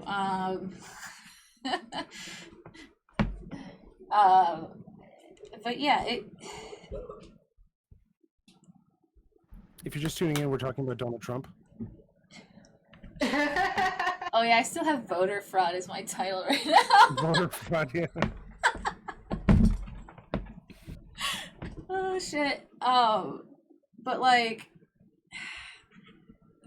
don't know. I think being nude is something as long as it's not around children, and as long as it's not around your food, who fucking cares how Oh, okay. But if you don't normalize it around children, then they just grow up being prudish adults. Not okay, so there's a difference between being nude around children and being nude around other people and children, I guess. What I mean when I say being nude around children, I mean being nude at a playground. Yeah, no. Okay. Clearly there's situations where in our normal society you don't just show up.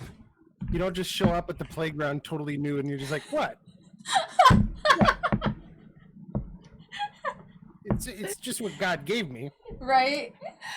I think that being naked around your children, walking around your house, fine.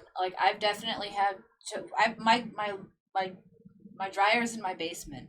I have definitely, forgotten I had needed clothes, gotten undressed, and been where are my clothes? And And they're like, fuck. And I'm just like, fuck it. And I walk all the way downstairs naked. Because who's going to see me? Okay, my kid, who I've wiped his ass since he was, like, out of me. So what does it matter? My boyfriend, he sees me naked. My father-in-law, probably, I don't fucking care. He's, whatever. Like, he's an old man. What is he going to do? Yeah. Like... So some of my chat saying, you know what, this is actually a good point, Ellen. Someone in my chat says, I wouldn't run a chainsaw nude. Just saying. And I'm like, you know what, actually, now that I think about it, in working environments, maybe not for dangers of like cutting genitals or anything like that, but just in terms of hygiene, right? Like you don't want to sit on a cloth chair, right, that's been sat on by people's naked bums like for years without being cleaned. Like, right? Yeah, so like in a work setting and in a very public setting, maybe it's not so much, but like I feel like you should be able to go to a beach and be nude, or walk around your yard nude, as long as you're not like jerking it, Don't be that guy or girl. I'm in my yard. What? What? I'm in my yard.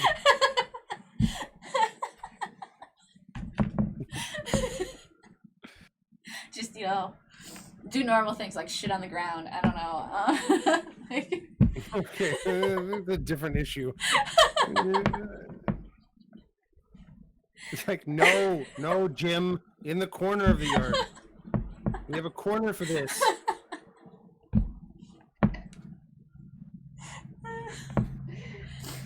I mean, one time my son, like, we have 2 bathrooms and somehow they were both taken up. And my son really had to pee. He was a toddler. I'm like, all right, we're just going to go out in the backyard. We're going to pee. I took him outside and I let him pee outside. And he was like, the whole time, he's like, is this okay? I'm like, it's fine. Like, yeah. One of the things that's cool about having a son is how easy it is to find a bathroom when you're out and about. Absolutely. Yay. Yeah. At one point when my daughters were much younger, right? And like I tried to apply the same logic. This is what this thing has turned into. I tried to apply the same logic, right? We're on a soccer game and one of my younger daughters like really has to go pee and there's no bathroom in sight. So we go behind like some bush or something like that. And it's like I make her kind of squat like I'm holding her hands. Right? Oh God. In like some sort of sitting position. And then like this is the first time I've ever attempted anything like this. I was a young parent, right? And then she squirts it out and it just like goes all over the place. There's no stream. And I'm like, what the fuck am I supposed to do with this? It's fucking going everywhere. Like I'm freaking the fuck out here. I don't understand the mechanics of this.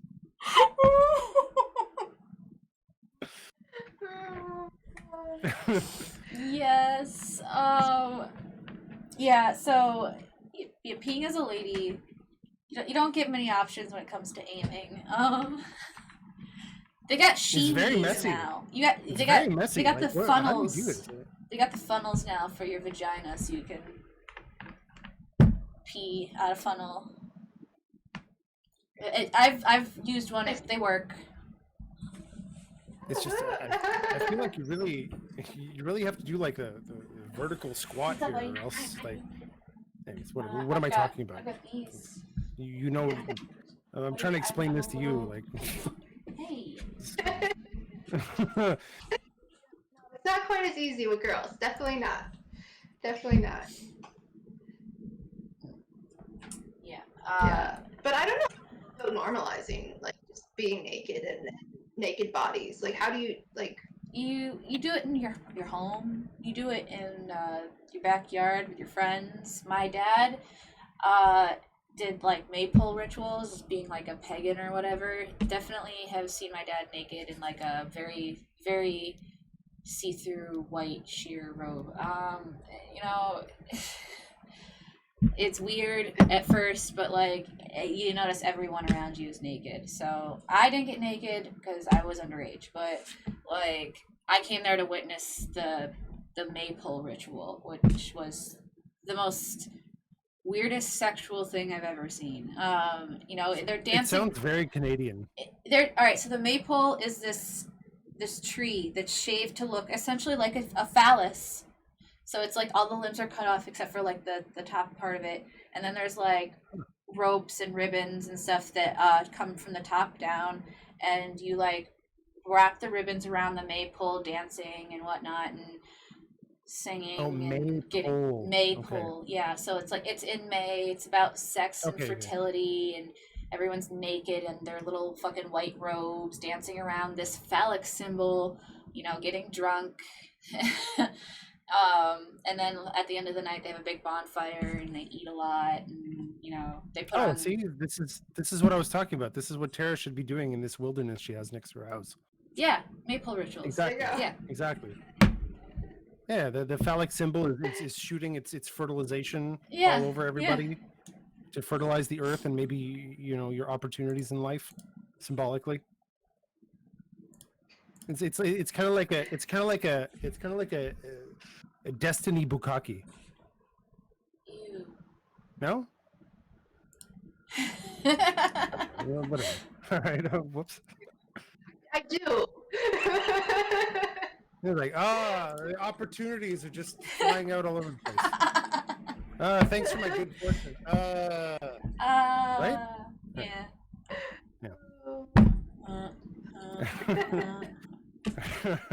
Okay. But You're yeah, bringing the content here. yeah, that's like I guess how you normalize nudity is really you start it at home and then in a community and then it kind of grows out. And it's like a societal shift. Like it has to be, really has to become mainstream essentially. So once it becomes mainstream, it's whatever. I think it's probably just exposing people to body parts in a way that's not sexual. Yeah. I think that's probably the. I mean, I feel like that's the problem. It's because right now it's like you see boobs and automatically you're like, oh, there's something sexual about this, right? They're Schrodinger's tits. They are and aren't sexual. Yeah, Schrodinger's tits.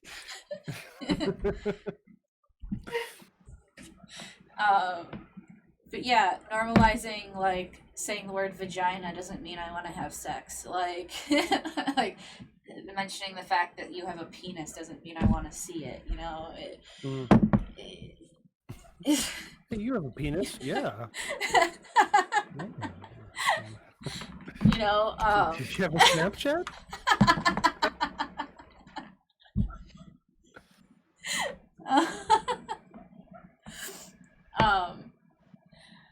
And I mean, my son was a little jaybird. He used to hate wearing clothes. Like, it was a pain in the ass because he would like take off his diaper and then like shit on my floor. But that's nice. Yeah, my son got swifty quite frequently. At least it was on the kitchen floor, so like it wasn't like on my carpet. Oh, okay, good. Yeah, ceramic. Hopefully. Yes. Ceramic? Yeah. Okay. So it's very easy to clean. Maybe hardwood. But yeah. So. Yeah. I think that's what struck me about. I don't. Did you guys see Cuties or have any interest in watching it? I saw it, and I didn't know what the fuss was about. Like, it's a very realistic snapshot of what little girls go through. Like, they're overly sexualized by people, and these girls, like, they probably just wanted to fucking dance. And like, it's a reality that every little girl goes through, that if they're fucking pretty, especially, they're going to get exploited and overly sexualized by strangers. I mean, I have a daughter exactly that age, right? And she's in dance class, and sometimes the outfits or whatever for the show, right, are form fitting or something like that. It's just, for me, it's like I see it and it's not that's what I was saying. It's like it's not sexual. It's just kids. It's just bodies, right? It's just human bodies, right?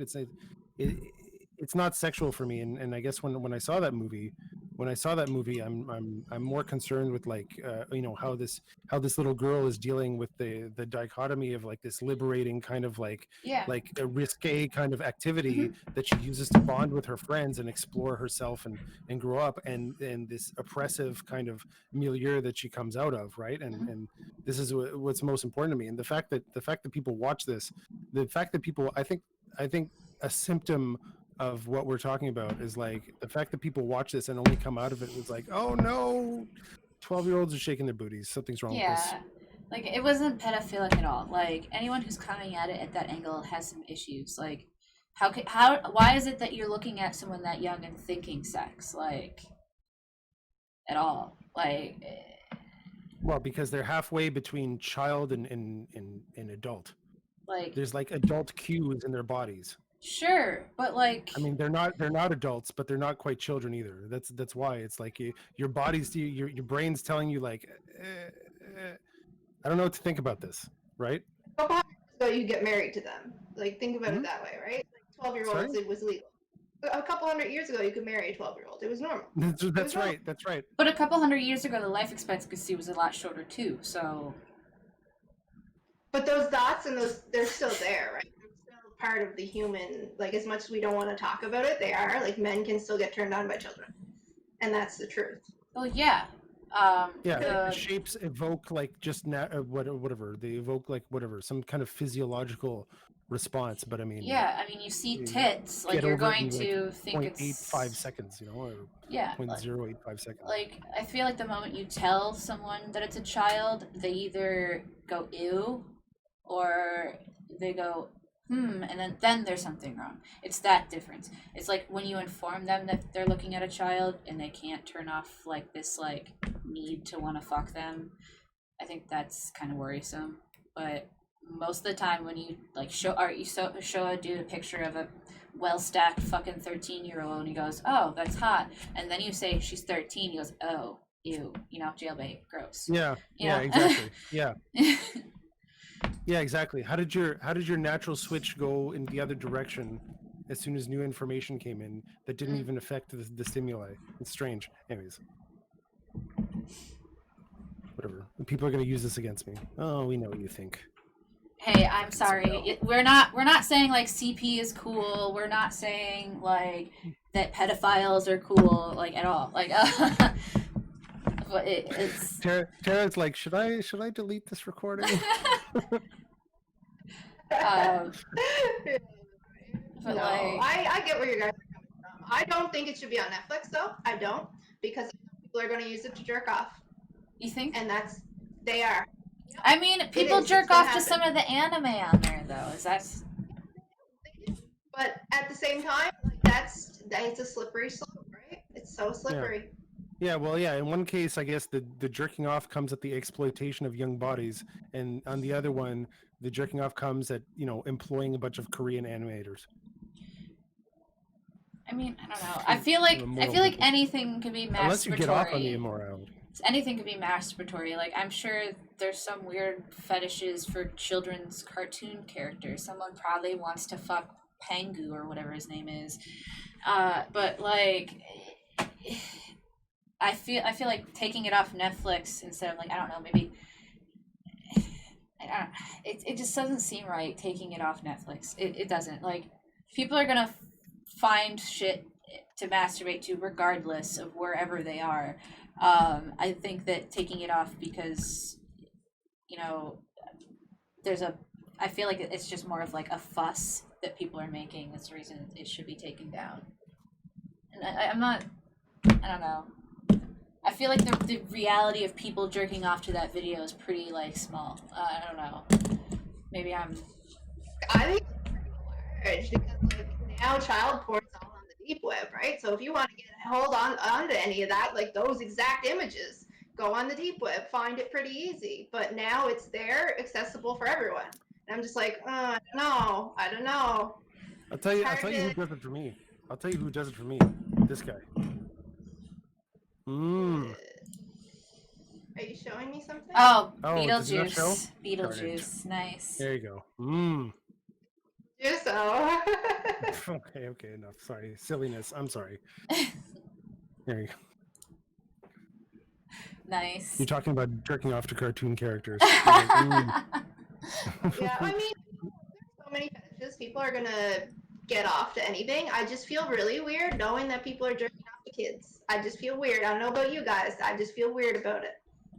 No, I feel you. Like, it's weird and fucked up and gross, but taking someone's like, I don't know, work down because of like the possibility is like, I feel like that I'm sure there's other things with children in it that people jerk off to on Netflix. I'm sure I could find something.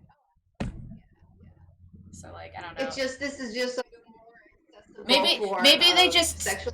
maybe they just stop promoting it so much. Make it harder to find. So you've got to dig for. I don't fucking know. I feel like taking it off. You can't even search for it by like its name. You have to put like a code in. You have to put something really gross and dirty to make you feel ashamed. Type in, go into Netflix and type in I'm a horrible pervert and deserve to be put down. Oh my And god.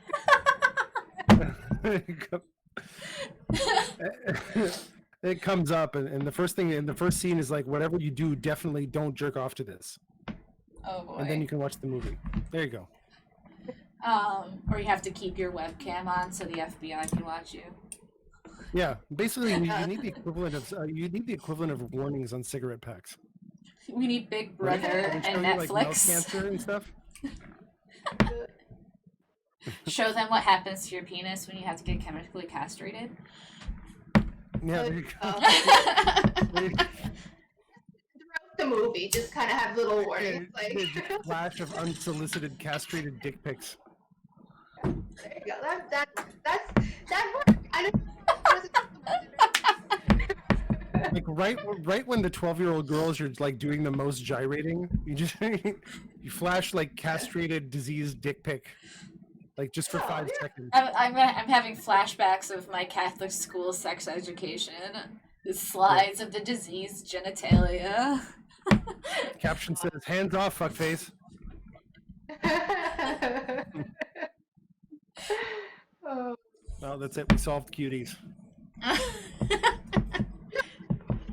I'm with it now. I'm like, yeah, we need something just to turn them off, so no one's getting off to it. Yeah, maybe censor it. It's Don't like- take it off, just censor it a little. Then here you go. So instead of like having a full body shot, have a waist up shot. I don't fucking know. So you can't see the booty. I think that takes away from the theme of exploitation of young But girls. it Like, you have implies to feel it. It implies it. Anyways, what? Implies it. I don't know. I think it's important that I don't know. Whatever. No. Is it important? I don't know. It's weird. I was gonna say I heard a decent critique, right? That to draw you into feeling that to really take accountability for the exploitation, you have to kind of feel it. But Yeah. then I think back on like I think back on the movie and I didn't feel it. I just saw 6th graders. I just saw 6th graders goofing around, man. And that's just and honestly, maybe it's just me. Maybe I'm just desensitized to it because I see 6th graders goofing around all the time. Because I've had 3 6th grade girls at this point.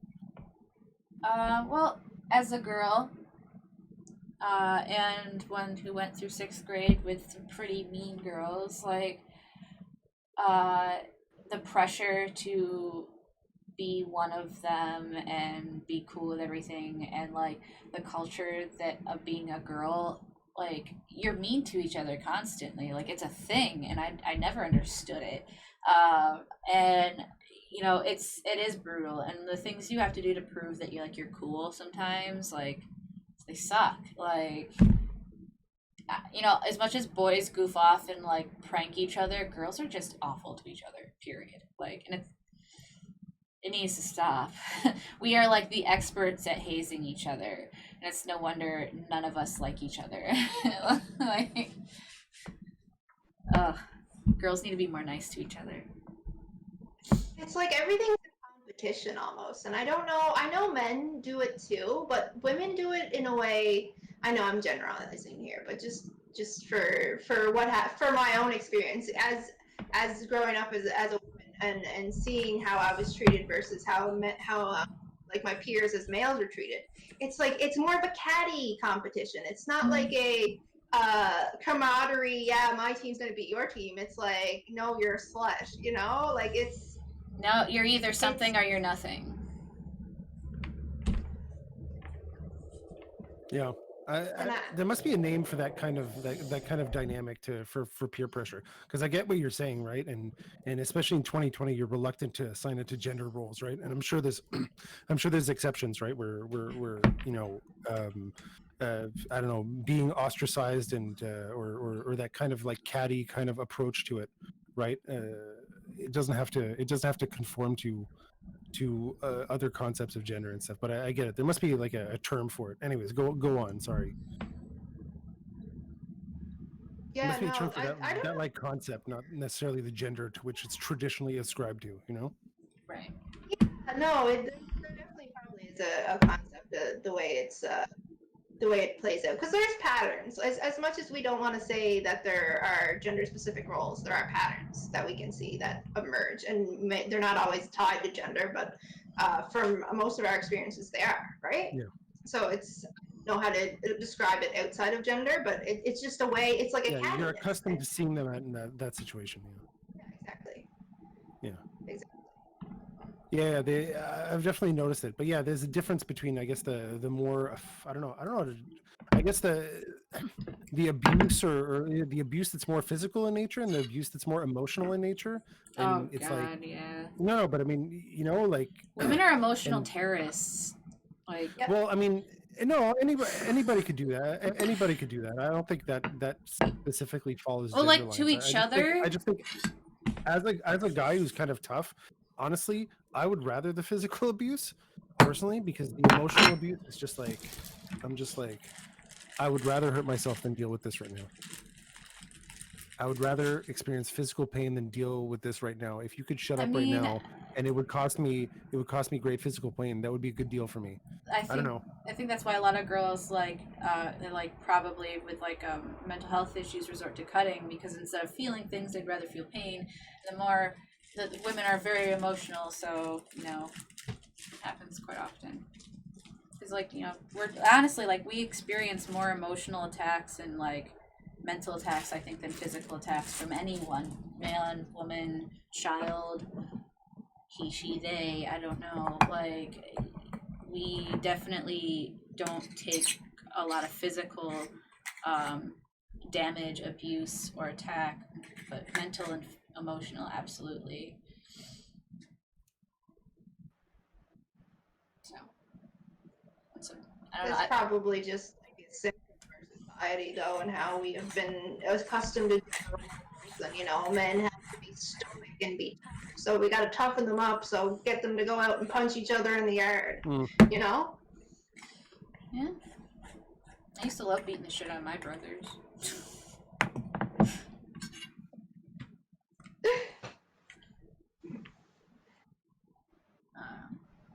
I don't know. I don't.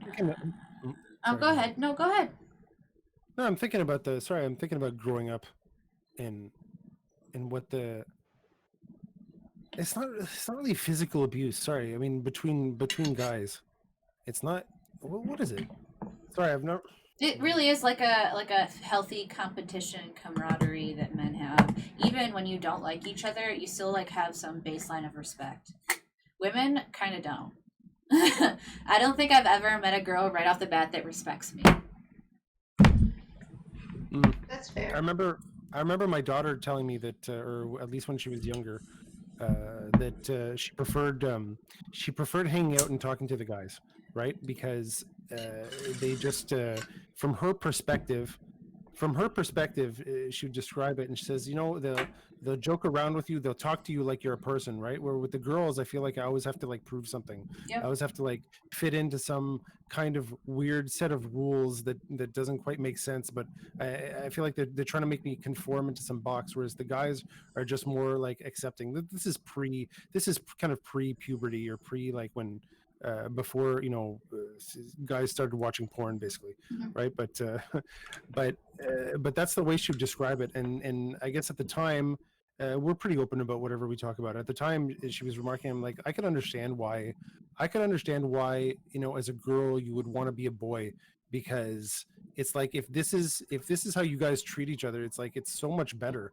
It's so much better than from her perspective, it was so much easier dealing with the dudes at her age than with the girls at her age, and in terms of making friendships and counting on people.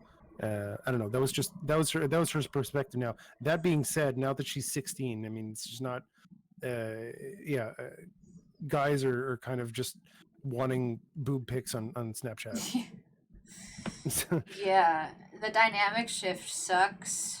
Cause like, you know, I'm sure Tara knows this too. Like, you have a friend that's like your guy friend, and then you go from being like a guy friend to like someone who's like seeing you as like some form of sexual object because like I don't know, puberty. And it Yeah. sucks, like that transition. Like I've only had one person that I've ever had that experience with where like we transitioned from, you know, prepubescent to puberty, and it went from like being cool friends to like him being weird.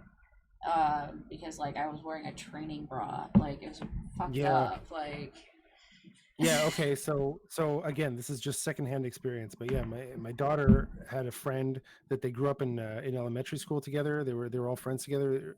Her, two other girls, and this dude, right?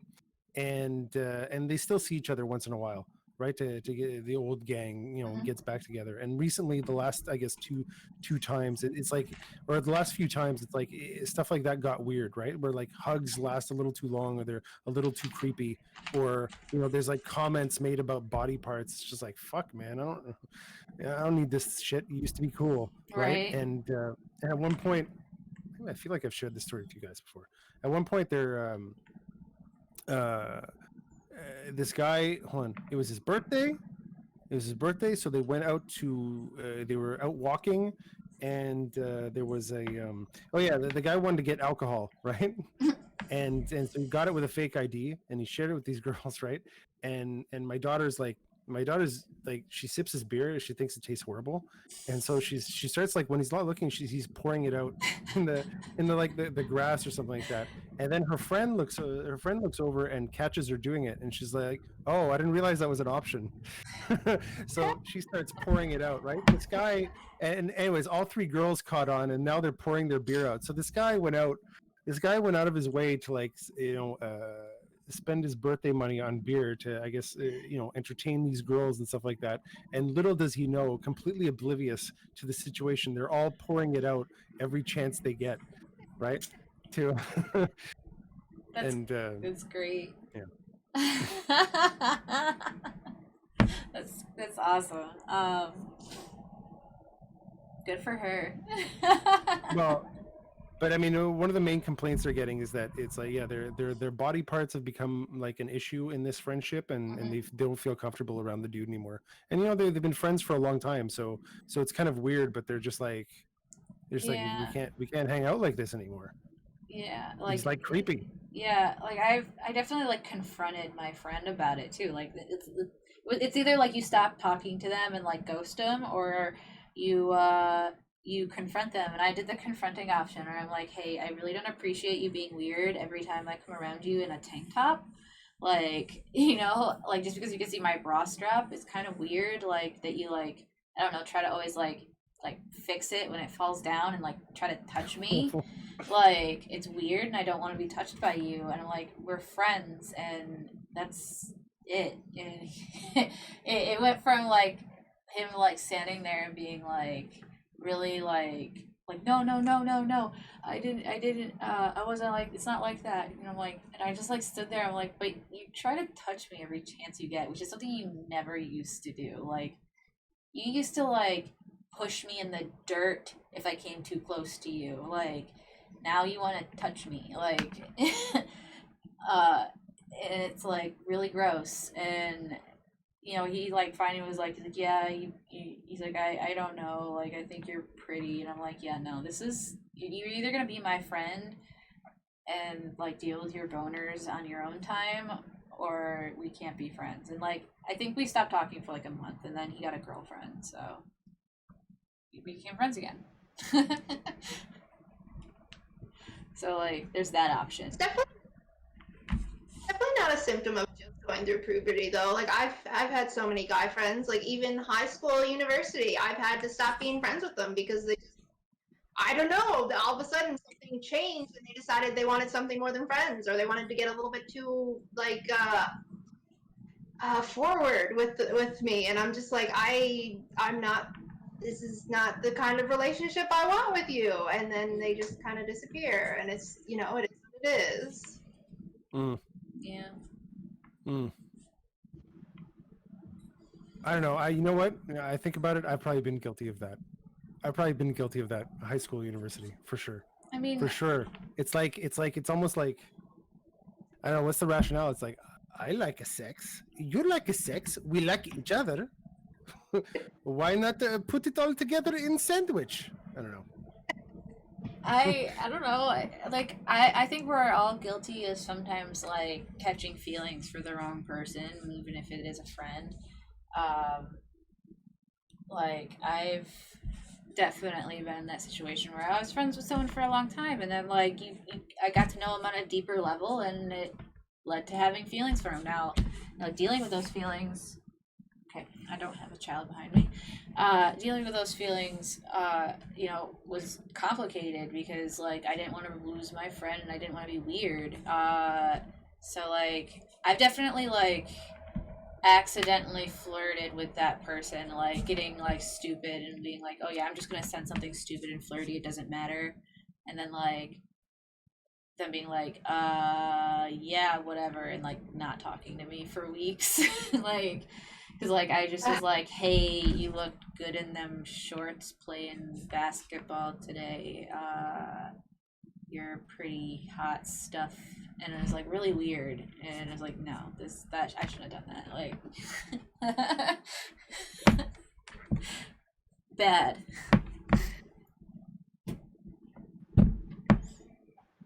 Now I have to stop myself from hitting on ads. When two people have different ideas of the friendship, it's like kind of the issue there, right? Like, well, do you think that some of these people come into it with the ulterior motive? They just hide it for a while. I don't know. You never know. I feel as a woman, I never know when a guy just wants to be friends with me or is interested in my pants. I literally never know. Yeah, right. I mean, I can't. I don't know. I mean, I feel like there's some safe bets. Like married men are usually pretty safe, for the most part. Nope, I've known too many married men. I mean, I tend to make a point to look on someone's hand before I start flirting with anyone, and if I see a ring, I shut it down immediately, even if they try. Like, nope. But I don't really get hit on by married men that often. My trick to stay chaste is to just never get into the situation. Never get into the situation. So never talk to pretty women. No, it's not a never talk. It's just like come on, you talk to people. That's fine because you're just talking to people, right? Are we gonna go have a drink alone to discuss some stuff together? Probably not. Probably not. Like, why am I really doing this? I mean, unless we really have something like super important to talk about, like we have an actual project where there's money on the line. Fine, right? But I mean, I don't know. That's not true. That's not true. That's not true. Because no, that's not true. That's not true. I don't know. I have friends who are women who've come over. We've had a joint and just chatted. You know what? I'm totally full of shit. You can have smoke buddies. Fuck yeah, smoke buddies. Yeah, no, I'm totally full of shit. There's no maybe I think I'm conflating younger me with older me though. Because I think older me younger me, the only way to really like avoid the situation was to not be in the situation, whereas older me doesn't really have a problem. That's what I mean. Like when I say like married men, like older married men they don't usually risk their shit. They usually got a lot of shit on the line. Yeah, that's not the stereotype we see though.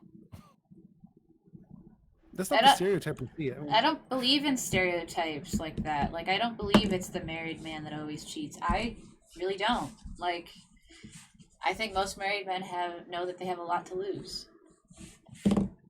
Yeah, that's right. Yeah, that's right. That's definitely a big thing. It's like there's definitely sometimes there's definitely an attraction or something, but it's like I'm building so much. I have so much riding on what I'm building here, and to throw it all away on this whim, okay, is a bad decision. It's a terrible decision. I think I don't know, whatever. That's been I've been in situations where that's been on my mind, right? It's like, yeah. No, I mean, whatever. Bit on my Yeah. mind. Sorry. Okay. I'm making it sound like it weighs. I'm making it sound like it Occasionally, weighs heavily on me here. you're. I'm making it sound like it weighs heavily on me. Not that it's like trivial, No, it right? sounds like But your dick occasionally catches you off guard. That's all. yeah. Exactly. I'm like, what are you doing? That's it, really. It's just almost like a natural impulse to seeing a pretty person. It just sometimes catches you a little off guard. Sometimes it just clicks with somebody. Sometimes it just clicks with somebody, and you're just like, oh, I remember this feeling. This is nice. This is exciting. This is adventurous. Stop it. Stop it now. Right. Okay. Dipped your toe in the water. Get the fuck out. I guess that's kind of why I like polyamory, is because I can have those like little flings and get that out of my system when I need to. Right. Oh yeah, that's right. That's an option. Of course, when I see myself as I get older, like doing it less and less and becoming pretty much a practicing monogamy, person. Because like I'm getting to the point where I'm content, like, with my life, and fuck, I haven't actually gone on another date with another person the entire like year, I feel like. And I've been pretty happy about it because it means I like get to stay home more in my sweatpants and I don't have to dress up and fuck god, like impress people or shave my legs, like like I've been basically pretty lazy, and it's awesome. I forgot how much being in a relationship affords me to just be really lazy and not having something new going that I have to like stoke the fire of, and becoming complacent. Sounds like monogamy is the Joe Biden of relationships.